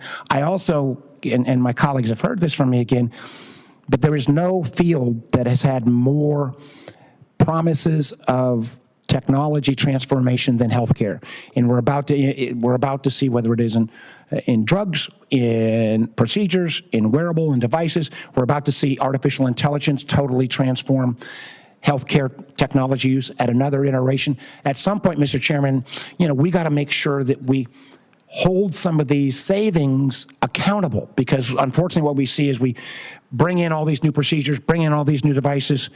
They all promise, yet overall healthcare costs go up. This is a thorny problem. One of the reasons I was a little bit late, I had the director of PCORI in. That's not their domain, but trying to make some data-based analysis is something that I think on a bipartisan basis we would be better served if we had those tools. And I know as we get into our tax discussions next year, how we frame some of these debates before we get to rates, I want to keep pushing this notion of technology transformation in healthcare, how we actually recoup some of that. Let me say here, I want to work with you on it. I think this is extraordinarily important. It hasn't gotten enough attention. Thank you, Mr. Chairman. Senator Helmy's next. Thank you, Chairman. As someone who spent nearly a decade working in healthcare and helping run the most diverse state in the nation, I'm going to focus on access. And I applaud the work of our chairman in this committee. The resources that provided by legislation that came out of this committee has increased access and allowed for healthier communities that become more innovative and economically viable communities, and I'll spend some time on that as well. But it also allowed states like New Jersey, where the Murphy administration was able to take the resources provided by the chairman and the members of this committee, expand on them to provide more access and more care, which has led to increases in insured populations and in healthier communities. Dr. Conte and Dr. Lambrou, if I may, you both have extensive leadership experience, and I'd ask you, with your studies in advocacy and healthcare access across diverse populations, as mentioned, we're the most diverse state in the union. Give me the impact, please, of the IRA financial resources on healthcare access for low-income communities, communities of color, and migrant communities. Specifically, if I may, Dr. Conte, as I think policymakers spend a lot of time talking, there's been some conversation on committee about the costs input, but not the economic viability that comes with long-term healthcare access and affordability, both on a physical well-being of a community and the economic well-being of a community. Thank you. Yeah, thank you so much for your question. With lower prices of prescription drugs, not only do seniors in general benefit, but seniors of color benefit. Communities that are low income or low middle income directly benefit from IRA provisions. In addition, we expect when people are not choosing between paying for their medicine and paying for groceries or rent, that adherence to therapies that are effective and that are cost effective will go up, and therefore better health, better control of diabetes, better control and treatment for cancer will follow. And I would add that we do know that lacking health coverage is one of the major causes of health disparities by race and ethnicity. So in the marketplace, what we have seen is a tremendous growth in our Hispanic, Latino, Native American, across the board, populations that historically don't have employer-based coverage, have been left out of the system. The tax credits in this policy, the increased choices that have resulted, have allowed those individuals and communities to come in, get covered, and we do know that having coverage increases preventive services use, helps people manage chronic illness better. It prevents all-cause mortality, and going back to those community effects, it means that that family may be able to afford childcare. They'll be more food secure. They may be able to afford rent. So we know that there's significant impact of being insured. There's 2 decades worth of research on this. Thank you. Dr. Lambert, if I can stay with you, as I mentioned, sort of the economics of this, access is also a critical element to any innovation economy and a growth of economies, specifically when you talk about the startup of small businesses. If you could you speak to the impact of these subsidies on innovation and entrepreneurship, maybe with some specifics on expected growth if we're able to make healthcare more accessible and more affordable? Thank you. Absolutely. I think one of the untold stories of the Affordable Care Act is exactly that. It has filled in that gap for people starting businesses, people striking out on their own. And we know from older data that in 2021, 2.6 million, or 1 out of 5 marketplace enrollees, were either a business owner, small business owner, or an entrepreneur. That must have grown because we also know that the uninsured rate for those 2 groups of people went from 27%, 25% in 2013 to a record low of 16% in 2022. Again, this is during pandemic. Those are extraordinary facts. Since the Affordable Care Act was passed in 2014, 50 million people have come into the marketplace to get coverage, usually, again, between jobs, starting new businesses, and I think we have a sense, especially in a state like mine, that it's really made a difference. We merged our individual and small group market in Maine. We're providing reinsurance through the Affordable Care Act for our small businesses as well. So if this policy is not extended, it will have significant harm for those small businesses and entrepreneurs. Thank you, Dr. Lambert. I'd just like to close, Mr. Chairman, by thanking all the witnesses for participating in this dialogue, and specifically you, Ms. Aiken, for your very personal story. Thank you.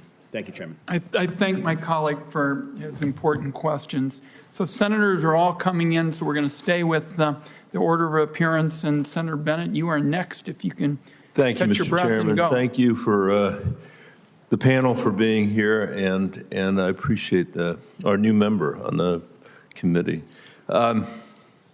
I guess it's for Dr. Conti. We spend $4.5 trillion, more than 17% of our GDP on healthcare, which is twice as much as other industrialized nations spend on average, and yet Americans die earlier than our counterparts in Japan, Australia, the United Kingdom, and the Netherlands. We are the richest country in the world, and our life expectancy, is now, I think, 5 or 6 years shorter than in many of those countries. If you're African American in the United States, it's even shorter than that. We took a big step forward, to reduce healthcare costs in the Inflation Reduction Act by requiring Medicare to negotiate drug prices for the first time in history, a policy that we pushed for years in my bill with Tim Kaine, the Medicare X Choice Act. Mr. Conti, Dr. Conti, we expect to save $6 billion in taxpayer dollars from this first round of negotiated prices. While this policy directly benefits seniors taking these medications, can you address the ripple effect on our overall health care spending of the savings that we're achieving here? Sure. CBO is estimating this bill this law is fiscally responsible and is actually producing deficit savings. In addition, and perhaps most importantly, this law is producing savings for individual Americans who have been having to choose between, again, paying for their medicine and paying for rent and groceries. I agree with you that our system should focus on well care, not sick care. And indeed, one of the key provisions of this law is that it is refocusing people getting access to the medicines they need, and we believe that that will reduce poor adherence. It will increase use of these products, which are the centerpieces of modern medicine taking care of chronic disease and also prevention. It will compress disparities that we desperately need to address, and it will also spill over into the commercially insured population. So we believe with more transparent prices, more people will have access to therapies, and that commercial insurers will follow along. Are you saying it'll spill over in the sense that commercial? Well, could you explain what that means? Sure, of course. With more transparent prices, commercial plans will demand similar price declines, especially in drugs for which there's very limited competition and for which plans on their own cannot negotiate lower prices, or at least have been unable to date.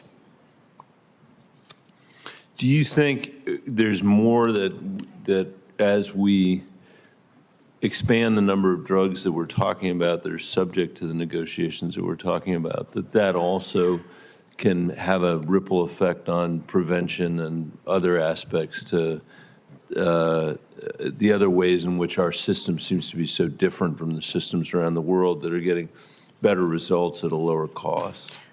Absolutely. If we want to bend the cost curve in the United States on healthcare, we have to deal with the prices.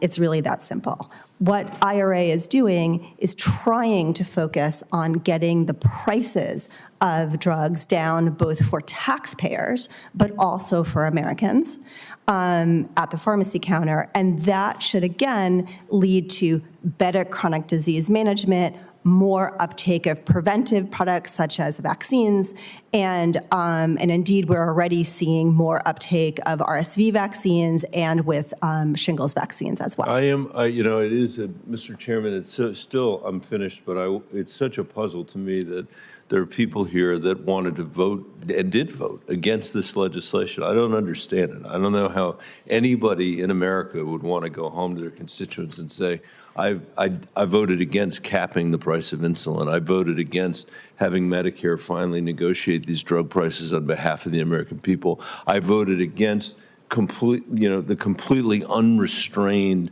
price acceleration that's happened in the United States of America and has not happened in any country around the world. I do not understand it, and I know that it will not be repealed, and I do think we're going to have the opportunity to build on it. So I look forward to working with you and the rest of the folks on this panel as we go forward. Thank you, Mr. Chairman. Well said, Senator Bennett. Senator Young's next.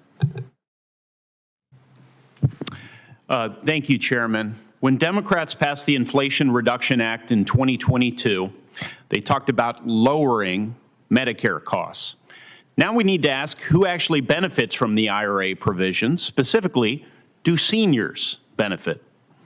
Premiums for Medicare prescription drug plans are up 50% in the first 2 years since the IRA passed. Plan choices are down 25%. Millions of seniors will face higher copays on drugs selected for government price controls. The IRA was sold as making drugs affordable, but seniors are left footing the bill. Ms. Axelson, the so-called negotiated prices for the first 10 drugs were recently released. Can you explain what impact we'll likely see in out-of-pocket costs and access for Medicare beneficiaries who happen to be on any of these 10 drugs?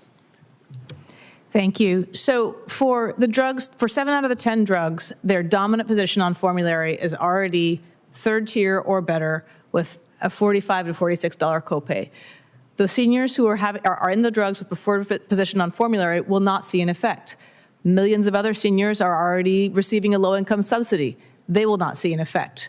For the seniors who are taking, or disabled people who are taking a specialty drug, they have a $2,000 out-of-pocket cap, whether or not that drug has a price control or doesn't. So they will all pay $2,000. They will not see an effect of the price controls. Some of that savings is accrued to the federal government. Some of that savings is disappearing because premiums are going up.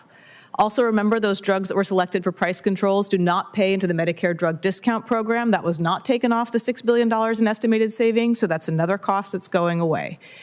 So for people who are satisfied with the government setting prices, I guess that's a benefit, but a lot of the benefit is not accruing to the seniors from these price controls, and there are better ways to come up with the money for the out-of-pocket cap. So, Ms. Axelson, thank you very much. So who actually benefits? Who benefits, cui bono, from the drug price setting provisions? There are some savings to the federal government, and I think there's some satisfaction that's gained by those who feel the government should be setting prices. This is not a negotiation. A negotiation is a business arrangement where you can walk away. You cannot walk away from this negotiation without having a financially ruinous penalty. That's not how they do it in other countries, if that is a system that we feel we admire, where there's more restricted access to medicine. So you walked us through some of the near-term implications of this. What do you think will be the long-term impacts on seniors' access to these 10 drugs and any future drugs that make this price-setting list? To these 10 drugs, there is a potential, because this erodes the value of launching a generic or biosimilar, that seniors will not see the tremendous long-term benefit of generic and biosimilar entry. Big markets attract big generic competition and multiple generic competitors, and that brings prices down. That's why price controls deter that kind of activity that is a long-term benefit for seniors. The drugs that are already developed, but it's the future drugs and it's the future indications for existing drugs that are most affected by this law. Thank you, Ms. Axelson. Ms. Axelson, I know there is bipartisan concern on this committee, bipartisan concern about drug shortages. It's good that there's work underway to address harmful contracting practices that focus singularly on price. In many cases, manufacturers are ceasing to produce certain very low-cost drugs because reimbursement is too low to remain financially viable. Now, under the Inflation Reduction Act, passed with all Democrat support, manufacturers who seek to increase prices on these drugs so that they can continue to produce them will be charged a penalty for those increases. This will only exacerbate the downward spiral and lack of availability. Ms. Axelson, should special consideration be provided to drugs in shortage and exempt them from price inflation penalties and include other categories of medicines prone to shortages like generic sterile injectables to ensure that they continue to be produced? The price controls will create shortages. And I recently published a paper that shows that in Medicaid, even when other suppliers are entering the market, even if you were to enter at a lower price relative to other suppliers, you can't increase your price in the instance of a shortage or manufacturing costs going up without having that penalty. So the system is set up both because the price controls dissuade generic entry, but then also in the case of a shortage or if manufacturing costs go up, the system would still penalize people for those price increases. Thank you. Chairman? Thank my colleague. This has been a hectic morning in the Senate, and just a fact for Democrats and Republicans as we continue the debate. A couple of hours ago, Ms. Aiken brought us to the reality of what seniors have been up against in terms of their cost. She is spending thousands and thousands of dollars a year out of pocket for her arthritis medicine. And Ms. Aiken, a couple hours ago, testified that she is saving 2/3 of what she had been spending before on out-of-pocket costs. And she said, please don't throw this whole law in the garbage can. So we've got senators with busy days, and we're going to get everybody in. And I believe the next person in line after Senator Young is Senator Warren. Thank you very much, Mr. Chairman. And I'm going to recap here. You know that 2 years ago, President Biden and Democrats in Congress passed the Inflation Reduction Act without a single vote from Republicans. We capped the monthly insulin cost for seniors at $35. We limited annual out-of-pocket costs in Medicare to $2,000. We penalized drug companies that hike prices above inflation. And my personal favorite, we authorized Medicare to negotiate drug prices. Seniors are already feeling relief. Karen, one of my constituents in Southampton, Massachusetts, used to pay $150 every month for her insulin. She now pays $35. Over 300,000 Massachusetts residents are saving an average of $3,700 a year on premiums for their ACA coverage. And by next year, another 500,000 seniors in the Commonwealth will save $330 on average on prescription drugs. And the best part, all these savings are completely paid for by my 15% corporate tax on billionaire corporations. But not everyone is happy. 8 of the largest drug companies have sued the government in an effort to block Medicare from negotiating drug prices. Oh, the outrage. Professor Conte, you are an expert on the pharmaceutical industry. The industry claims that negotiating Medicare drug prices will harm pharmaceutical innovation and investment. Does your research bear that out? No, it does not. Stock price performance of affected companies is going up, not down. Merger and acquisition activity and VC spending in this space, 2 leading indicators of innovation continuing, are also up. R&D spending is up, and therefore we do not believe that this law is impacting innovation negatively. So in effect, what's happening is the exact opposite of what pharma is claiming in court. Rather than hurting innovation, the data you're citing suggests that an increase in pharmaceutical investment since the IRA's passage. Turns out that big pharma executives are telling their shareholders that same story. Take Bristol-Myers Squibb. Last year, the company made over $12 billion on its blockbuster blood thinner, Eliquis. Eliquis is one of the first 10 drugs selected for Medicare negotiation, which will slash its price by half for nearly 4 million seniors who use it. The company's CEO recently told investors that he was, quote, confident in the company's ability to navigate the impact of IRA on Eliquis. So, Professor Conte, you've come through your fair share of earnings calls. Thank you for taking that on. Is Bristol-Myers Squibb's view unusual compared with other big drug companies? No, it's paradigmatic of what companies are telling their shareholders and telling Wall Street, that the IRA is inducing them to look for opportunities for growth, for taking more risks, and for, frankly, putting more of their money to work to bring new products to market. Okay, so I just have to underscore this. This isn't about speculating what's going to happen. This is actually the guys who are on the front line. Now, I get it. They go into court and they say, oh, it's terrible. They play the violins. But the reality is when they're talking to their own investors, they say, we got this. Absolutely. And not only do we have this, we're actually investing more than we did before. Absolutely. And not only that, but they're also persisting in giving stock buybacks and also dividend payments to their shareholders, which means that this money can't be that meaningful to them, that they are changing their course wholesale. So I think it's time to get real on this. Giant drug companies want Americans to believe that charging fair prices for drugs will jeopardize innovation. And let's face it, those same companies have underinvested in research and development for years. But what they're saying publicly and what they're saying to their investors just doesn't match up. And with the IRA, Democrats have finally called Big Pharma's bluff and won big for the American people. The work is not finished. It's time for us to build on our success by expanding on these programs and ensuring that these protections cover all Americans. Thank you all for being here today. Really appreciate it. And thank you for holding this. Very important point, Senator Warren. Just one point, Dr. Conte, with respect to stock buybacks. Here on the Finance Committee, Senator Brown has led the effort for buyback reform, and I'm very pleased to be supportive of his work. Senator Whitehouse. Thanks, Chairman, and thanks for holding this hearing.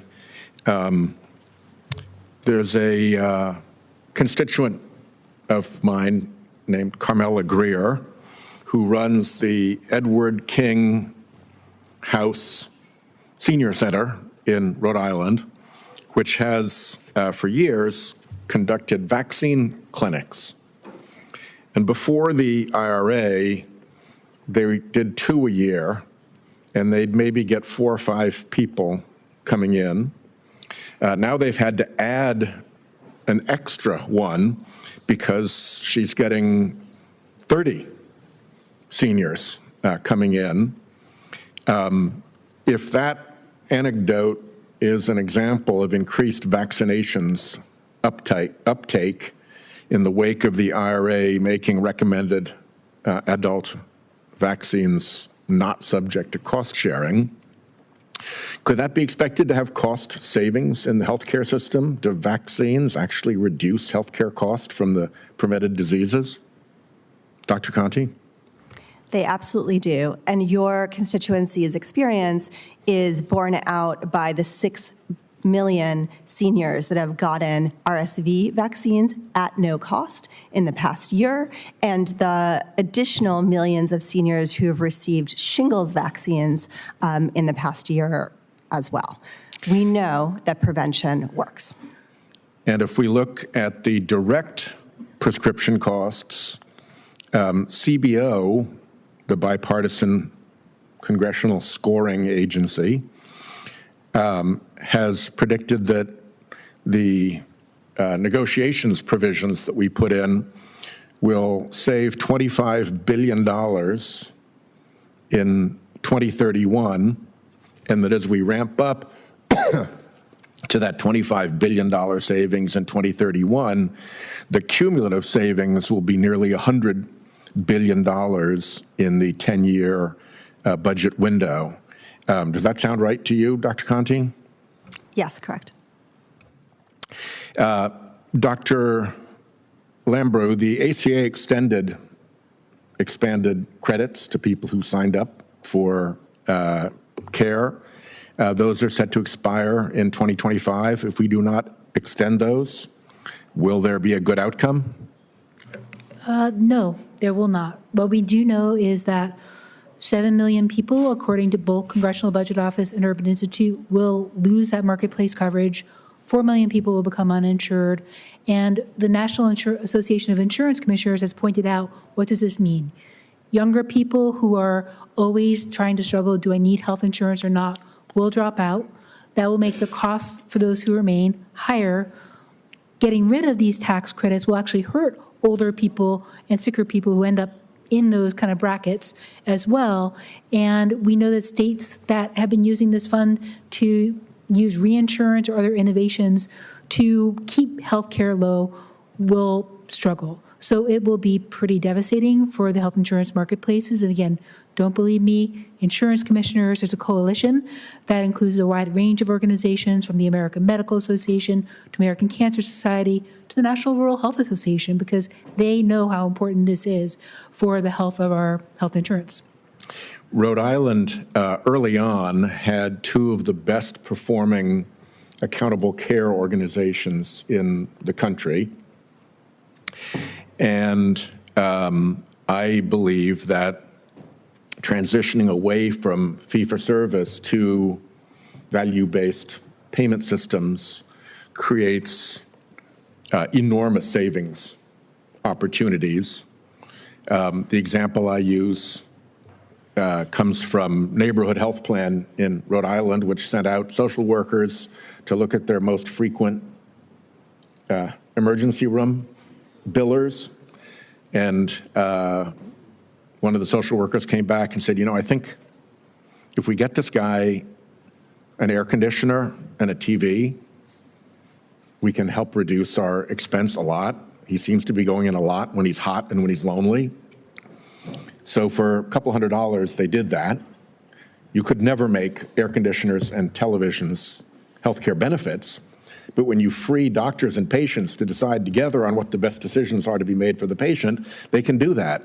And sure enough, the reduction in that individual's emergency department usage and expenditure was dramatic. So what I would like to close with is a question for the record to Dr. Conti and Dr. Lambrou to take back and then think about and then pass an answer back to me about what are the, first of all, am I correct that the transition from fee-for-service to value-based care carries a promise of very significant healthcare savings? And second, if that's correct, what would be your best recommendations to take advantage of what we learned from those ACOs, which is happier patients, better outcomes, and lower costs? And with that, thank you very much, Mr. Chairman.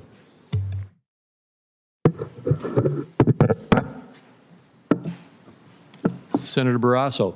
Well, thanks so much, Mr. Chairman. 2 years ago, the Biden-Harris administration and congressional Democrats voted in favor of what I call the Reckless Tax and Spending Act. It's an act that prioritized electric vehicles over the lives of patients, especially for the 1 in 10 Americans living with a rare disease. Prior to this misguided law, Congress spent decades building bipartisan support for orphan drug discovery and development, including ALS, rare cancers, and sickle cell disease. Policymakers incentivized innovation, and it resulted in hundreds of rare disease drugs approvals, many treating up to 8 different conditions. The reckless tax and spending law breaks from the consensus that it replaced optimism with uncertainty for lots of patients as well as manufacturers. The law claims to protect rare disease drugs from price-setting programs created by this act, but this is only if the drug is approved for a single rare disease, not for multiple diseases. Otherwise, it's on the chopping block for Medicare drug price negotiations and can be pulled from the market. This type of disincentive is already impacting innovation. Multiple clinical trials looking for additional rare disease indications have been withdrawn as a result of that law that was passed and that Democrats supported and the Republicans did not. Drug companies consider launching rare disease drugs abroad instead of doing it in the United States first. This is all a result of what I believe is a short-sighted and problematic policy. So, Ms. Axelson, can you speak to how folks in rare disease communities were going to be impacted by this limitation? Thank you. Around 35% of rare disease drugs have historically been approved for more than one indication. So simply exempting the drugs that only have one indication is not a protection for rare disease treatments. And the most efficient way to develop a drug is to develop a mechanism for a particular disease. Once you find it works on a certain part of the body, you can also find that it works on that part of the body to treat another disease. And that's how rare disease medicines can be a profitable endeavor, is by developing them for multiple rare diseases. They also tend to have very high price tags, and I appreciate that there is a cost and affordability concern.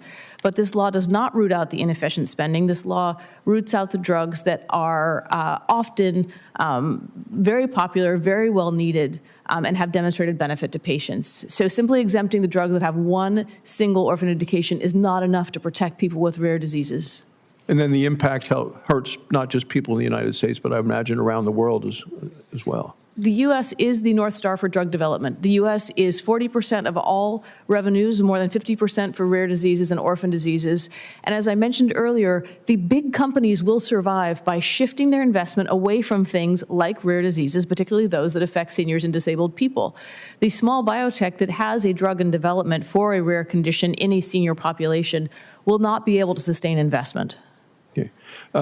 Mr. Merkel, I have one for you, and let's talk about premium stabilization and the demonstrations going on there. You know, in July of this year, the Biden-Harris administration announced a nationwide voluntary Part D premium stabilization demonstration as part of their Medicare drug benefit redesign, is what they call it, claiming that they're lowering the cost of premiums for drug coverage for seniors. In reality, the redesign is an effort to hide this administration's failure in this area.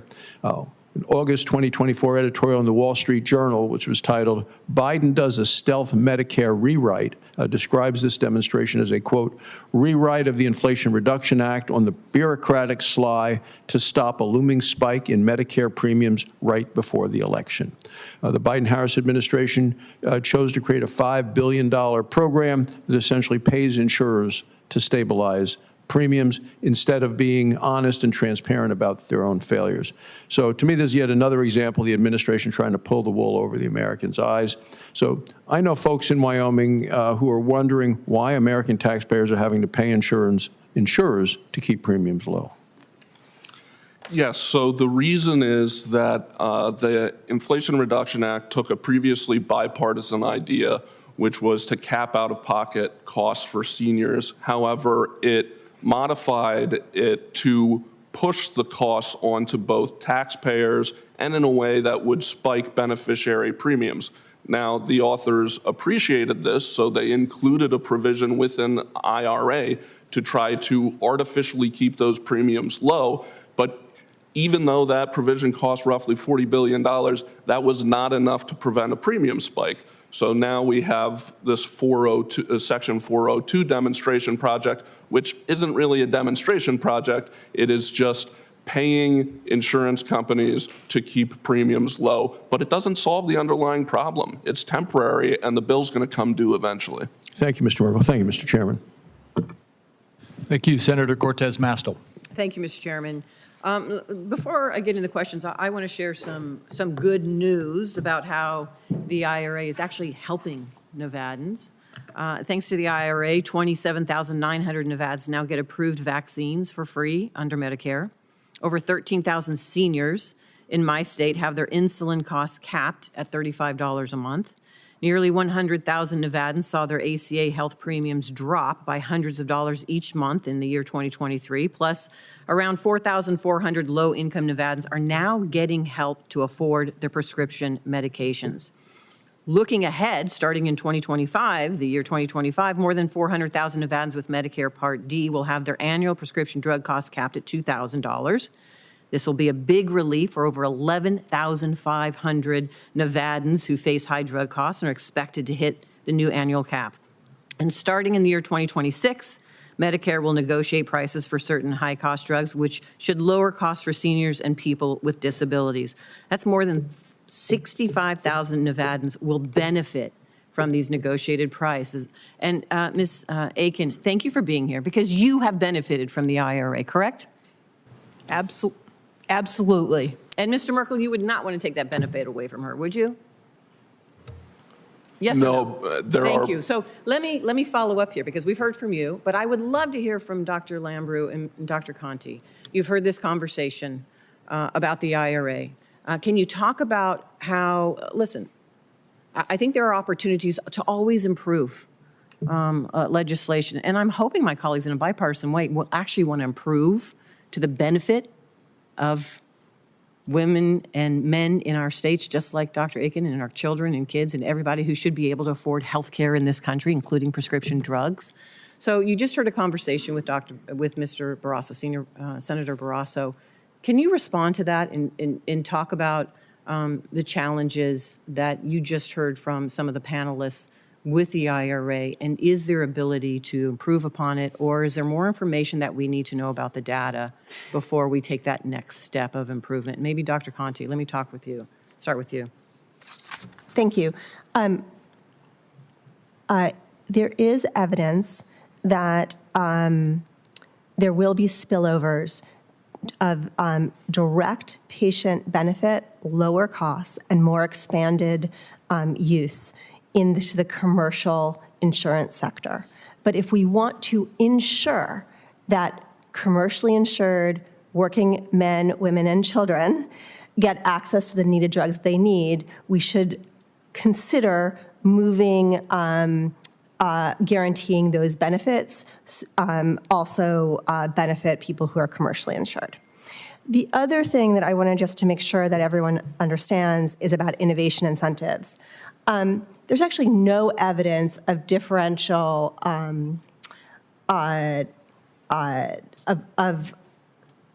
clinical programs sunsetting because of the IRA. If anything, the industry is looking for opportunities to bring new medicines to market, and that's because they're facing a generic patent cliff in the next 5 years. And in fact, what the IRA does is shifts incentives for companies to actually do parallel trials across many different indications to bring all of those products or all of those indications to market swifter for them to gain as much revenue as possible. That will have significant benefits to Americans. Why? Because they don't have to wait 10 years for a clinical study to be done to show that this drug works for them. Instead, these indications will happen sooner, and Americans will benefit because of that. Dr. Lambrou, anything else to add? Yeah, and I think there's an important difference in the Inflation Reduction Act between the drug parts of it and the health coverage parts of it, because in 6 months from now, all the insurance commissioners will be looking to see what do we do, because in 9 months from now, insurers may decide to raise their premiums because in a year from 15 months from now, these tax credits go away. Drug negotiation continues, it expands. The tax credits in the Inflation Reduction Act end in 15 months. What that means is that we will really need to look hard at how we engage Congress on preventing inaction from making this happen. And I would say, I know that there's been discussion of fraud. I know Chairman Wyden has a bill to tackle agents and brokers, those few who are fraudulently preying upon middle-income people, signing them up when they didn't mean to be signed up. We should target fraud, period, full stop. But getting rid of these tax credits, which have helped 20 million people afford coverage and led to record low uninsured rates in this country, seems like a step in the wrong direction. Thank you. And I know my time is up, but at the end of the day, the goal here is to make sure that everyone in this country has access to affordable health care when they need it, and they shouldn't be priced out of it. And from a policy perspective and working with my colleagues, if that is our outcome and our goal in this country, then it makes sense we're going to come together to figure out how to make that happen and set these policies that are a positive with that ultimate outcome, and not to put more money in Big Pharma's pocket or the PBMs or any middleman or anybody part of it. The outcome should be what is good for the individual patient at the end of the day that needs those drugs, that needs that health care, and it should be affordable. That to me, and I can't imagine anybody at this panel disagrees with that outcome. If you do, please speak up. So I appreciate, thank you for the conversation. Thank you. Senator Daines. Ranking Member Crapo, thank you. The Democrats' reckless Inflation Reduction Act made swift and very sweeping changes to critical aspects of the Medicare prescription drug program. And frankly, it seriously altered how prescription drugs are made accessible to America's seniors. As these changes are now beginning to take effect, including the Medicare drug price negotiations and the Part D benefit redesign, the negligence and haste of the IRA policies are on full display. In fact, last month, the Wall Street Journal reported on significant reductions in investment in research and development to find the next round of cutting-edge drugs to save lives by the pharmaceutical industry due to the IRA. In fact, in August, CMS published the list of the first 10 drugs selected for the IRA's Medicare price-setting program. The companies affected by the program, which is far from a true negotiation process, have clearly communicated that the IRA price-setting program will limit the ability to discover and develop new and innovative medicines. It will ultimately be average Americans who suffer the most as a result of the IRA and this crushing impact on innovation and investment in research and development. Sick Montanans who once relied on important medical research for a glimmer of hope will now watch in anguish as promising research is abandoned. As if this isn't crippling enough to American access and innovation, CMS also just announced an unexpected demonstration program, which targets the new Part D benefit redesign just as IRA changes go into effect. This demonstration program is smoke and mirrors. Because the IRA changes to Part D, plans are predicting significant increases in seniors' premiums, increases that will go into effect right before the upcoming election. To hide these catastrophic effects, the Biden administration is scrambling and creating a temporary taxpayer-funded $73 billion subsidy program to artificially lower premiums so that Democrats can escape the optics and responsibility of raising Medicare premiums on seniors in a critical election year. And I want to thank Ranking Member Crapo for his leadership on this issue and for trying to get answers about this new program. It's disingenuous, it's unconstitutional, and the American people end up footing the bill. All of this is to say nothing of the billions of dollars of enhanced federal subsidies for Obamacare, which were included in the IRA, and those enhancements are set to expire, conveniently, next year. In short, the IRA was a disastrous piece of legislation, and we are now seeing the damage play out. Milton Friedman famously warned that there is nothing so permanent as a temporary government program. And we're seeing this is exactly the case with the Democrats' plan to make permanent the IRA's temporary increases to the Obamacare premium tax credit. The Congressional Budget Office estimates that making this policy permanent would increase Obamacare spending by $415 billion. Mr. Merkel, you mentioned in your testimony how the enhanced premium tax credit does nothing to actually lower the cost of insurance, nor does it reverse the deteriorating value of ACA plans. Might you elaborate on this dynamic? Sure. Thank you very much for the question.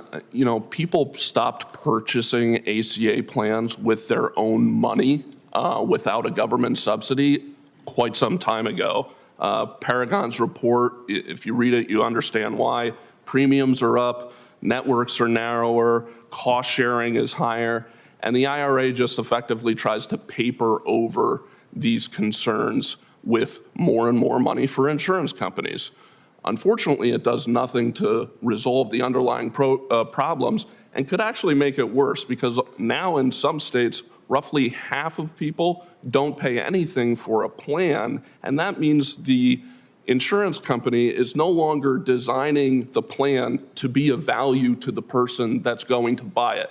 They're just designing a plan to comply with government regulations. I anticipate, as we have already seen since the IRA passed, that plan quality decline, that will likely continue.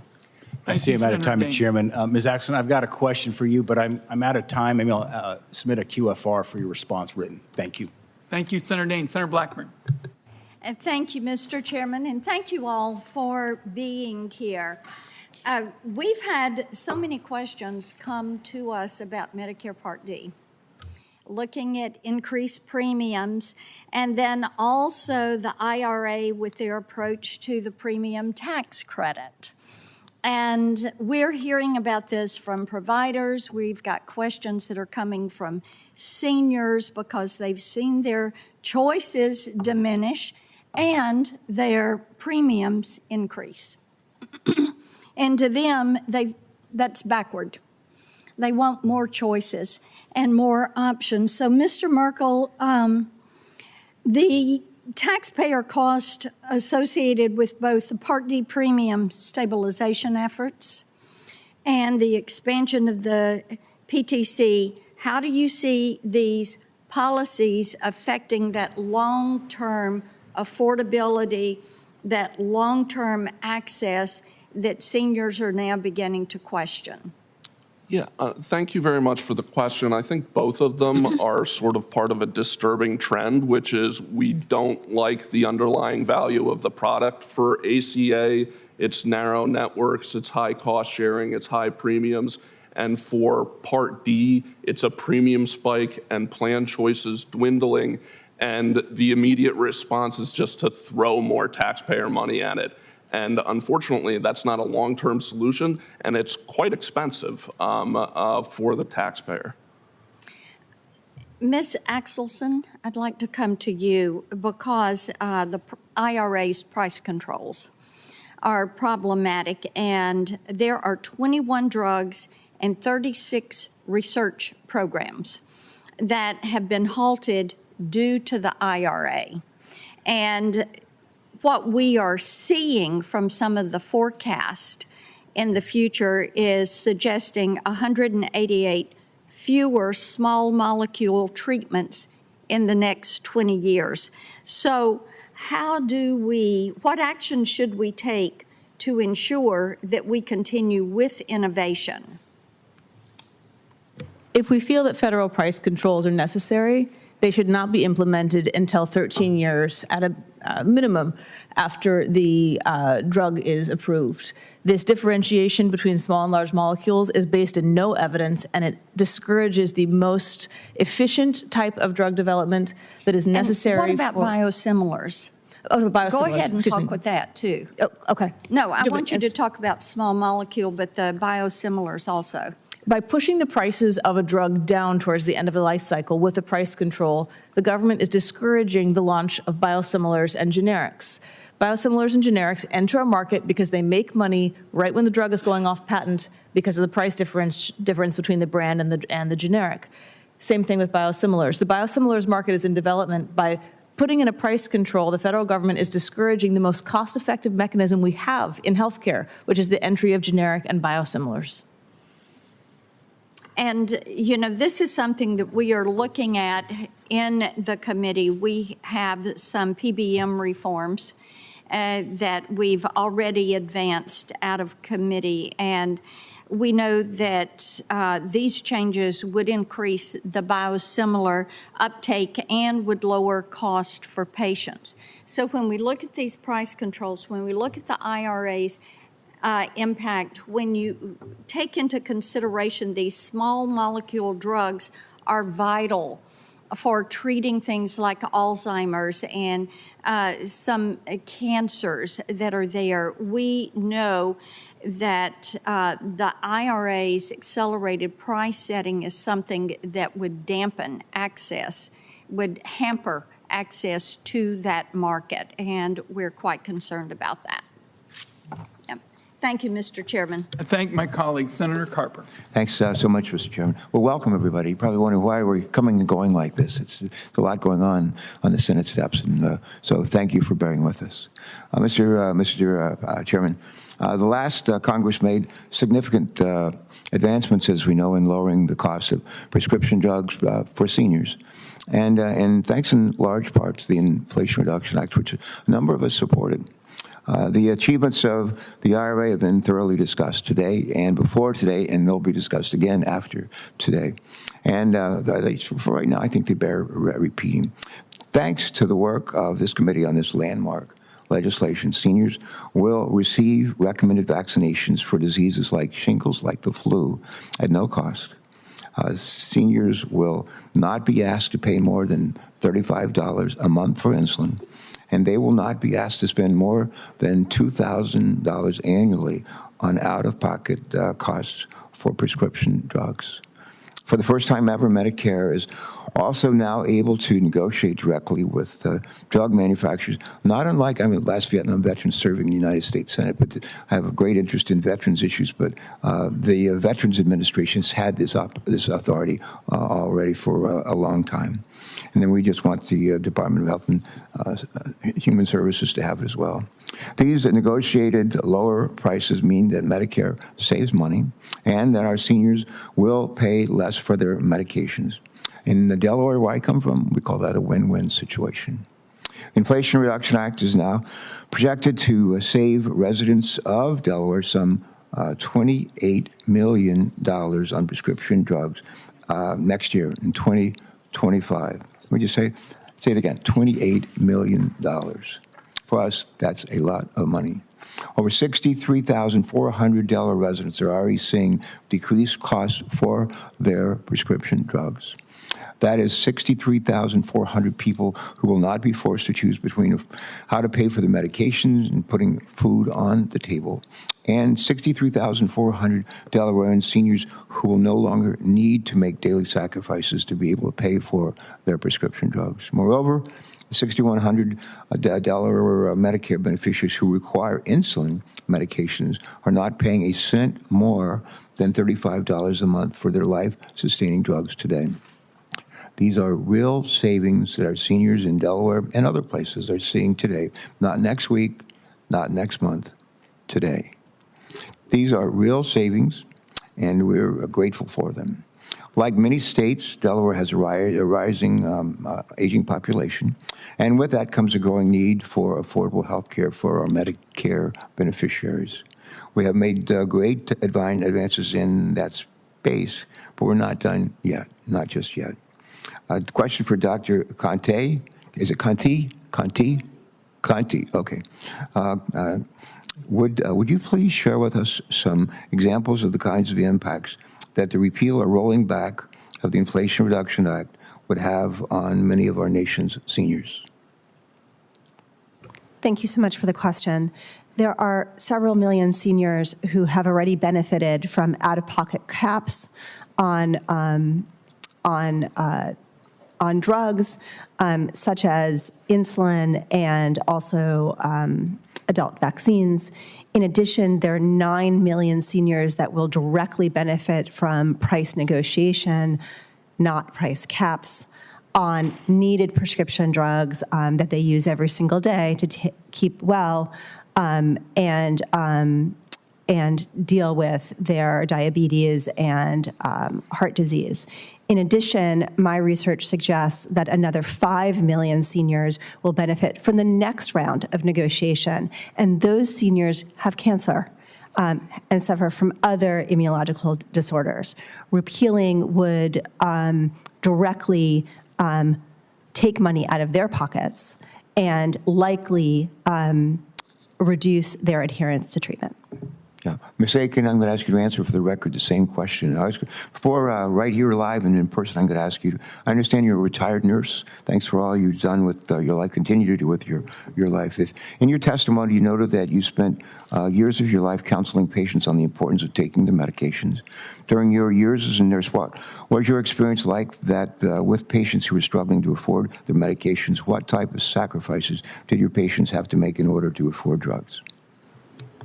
Thank you. Please. While I was working, we would have patients come into the unit and we'd have to run through their med list and ask them when they last took their meds. And you frequently would hear someone say, oh, I haven't taken that for 2 weeks. Well, you know, you need it to maintain your health, and I just can't afford it. And then we would have to counsel them to go back to their doctor to see, you know, if there was something else that could be done or whatever.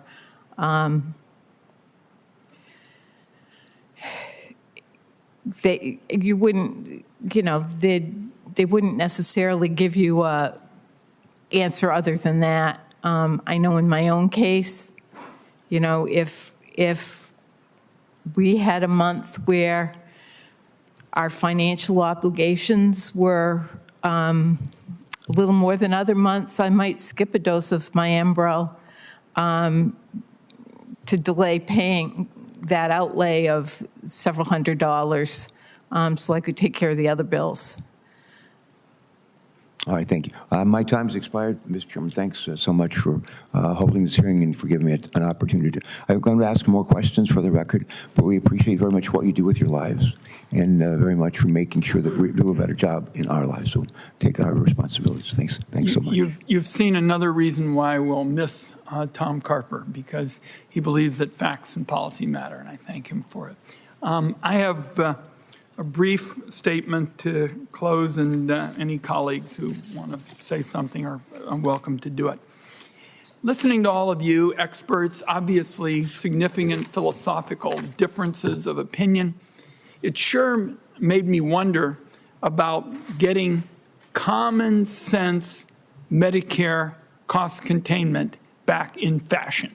Because I remember after the prescription drug bill passed, the Bush, plan, there were a group of us on this committee, Olympia Snow sitting down there, myself and others, started talking about, look, however you voted on the prescription drug legislation, and I have already said publicly it's one of the toughest votes I've had because it certainly wasn't the bill I would have written, and we didn't waste any time. We went to work on containing costs. And Olympia Snow and I got a big group off the committee. I remember John McCain, the inimitable John McCain, saying, hell yes, we're going to have to do something about this. We got to contain costs. We got Russ Feingold, and Dianne Feinstein and people of both political parties. So we've been at this a long time. And Chuck Grassley and I have changed places over the years with Senator Crapo and Senator Hatch and all the rest, but we had a bipartisan proposal on price gouging. That wasn't exactly the way it would have been written by Chuck Grassley, but he implored Donald Trump to join us. He said, this is going to make a big difference. This sends a powerful message if these older drugs just keep going up and up way beyond inflation. So I want to do everything I can to get back to it, and I've made some suggestions today about how we can build on some of the good ideas, for example, because when government does something, people in the private sector are automatically going to get questions from people. Why can't I have that similar sort of thing? And I think we're going to look at the 4 areas, that we talked about, not just, price gouging, but, the tax credit issue, out-of-pocket expenses, vaccines, and the $35 cap. And I'll tell you, Dr. Lambrou has really delivered a wake-up call on making sure you don't turn back the clock, because Democrats and Republicans fought for years on doing something about stopping discrimination against pre-existing conditions. And I'm probably showing my age a little bit, but I remember when the late John Chafee approached me shortly after I came to the Senate. He said, we've got to do something about it, and we have. But Dr. Lambrou made a very eloquent presentation on how if you split up these risk pools, the way J.D. Vance is talking about, you could hurt a lot of people, and you could be going back to the days of discriminating against people with pre-existing conditions. So there's a lot to do here, and I think that there have been 2 choices presented today on American health care. One of them was represented by Donald Trump in the debate when he said he's got some concepts. After all these years, concepts of a plan, and we talked about specific areas that are making a difference. I mean, what's going to resonate with me, Ms. Aiken, I was director of the Great Panthers for a lot of years, and I listened to all these numbers get thrown around. Nobody could keep track of everything. Is you said you're spending thousands and thousands of dollars every year on your arthritis, medicine. And because of what we did in terms of the catastrophic, expenses, you're saving 2/3 of us, not in 2030 or 2035 or some pipe dream long years from now. You said you're getting it now, and we got to keep it and we got to build on it, which is what you said in something resembling plain, simple, non-healthcare babble discussion, and I appreciate it. So for all of you, you're going to get some additional questions. My colleagues know that we have a time requirement where they've got to be in quickly, but we'll put this discussion in the to-be-continued department, and for people who had questions on some of the matters next, I'm going to do everything I can to get PBM cost containment on medicine.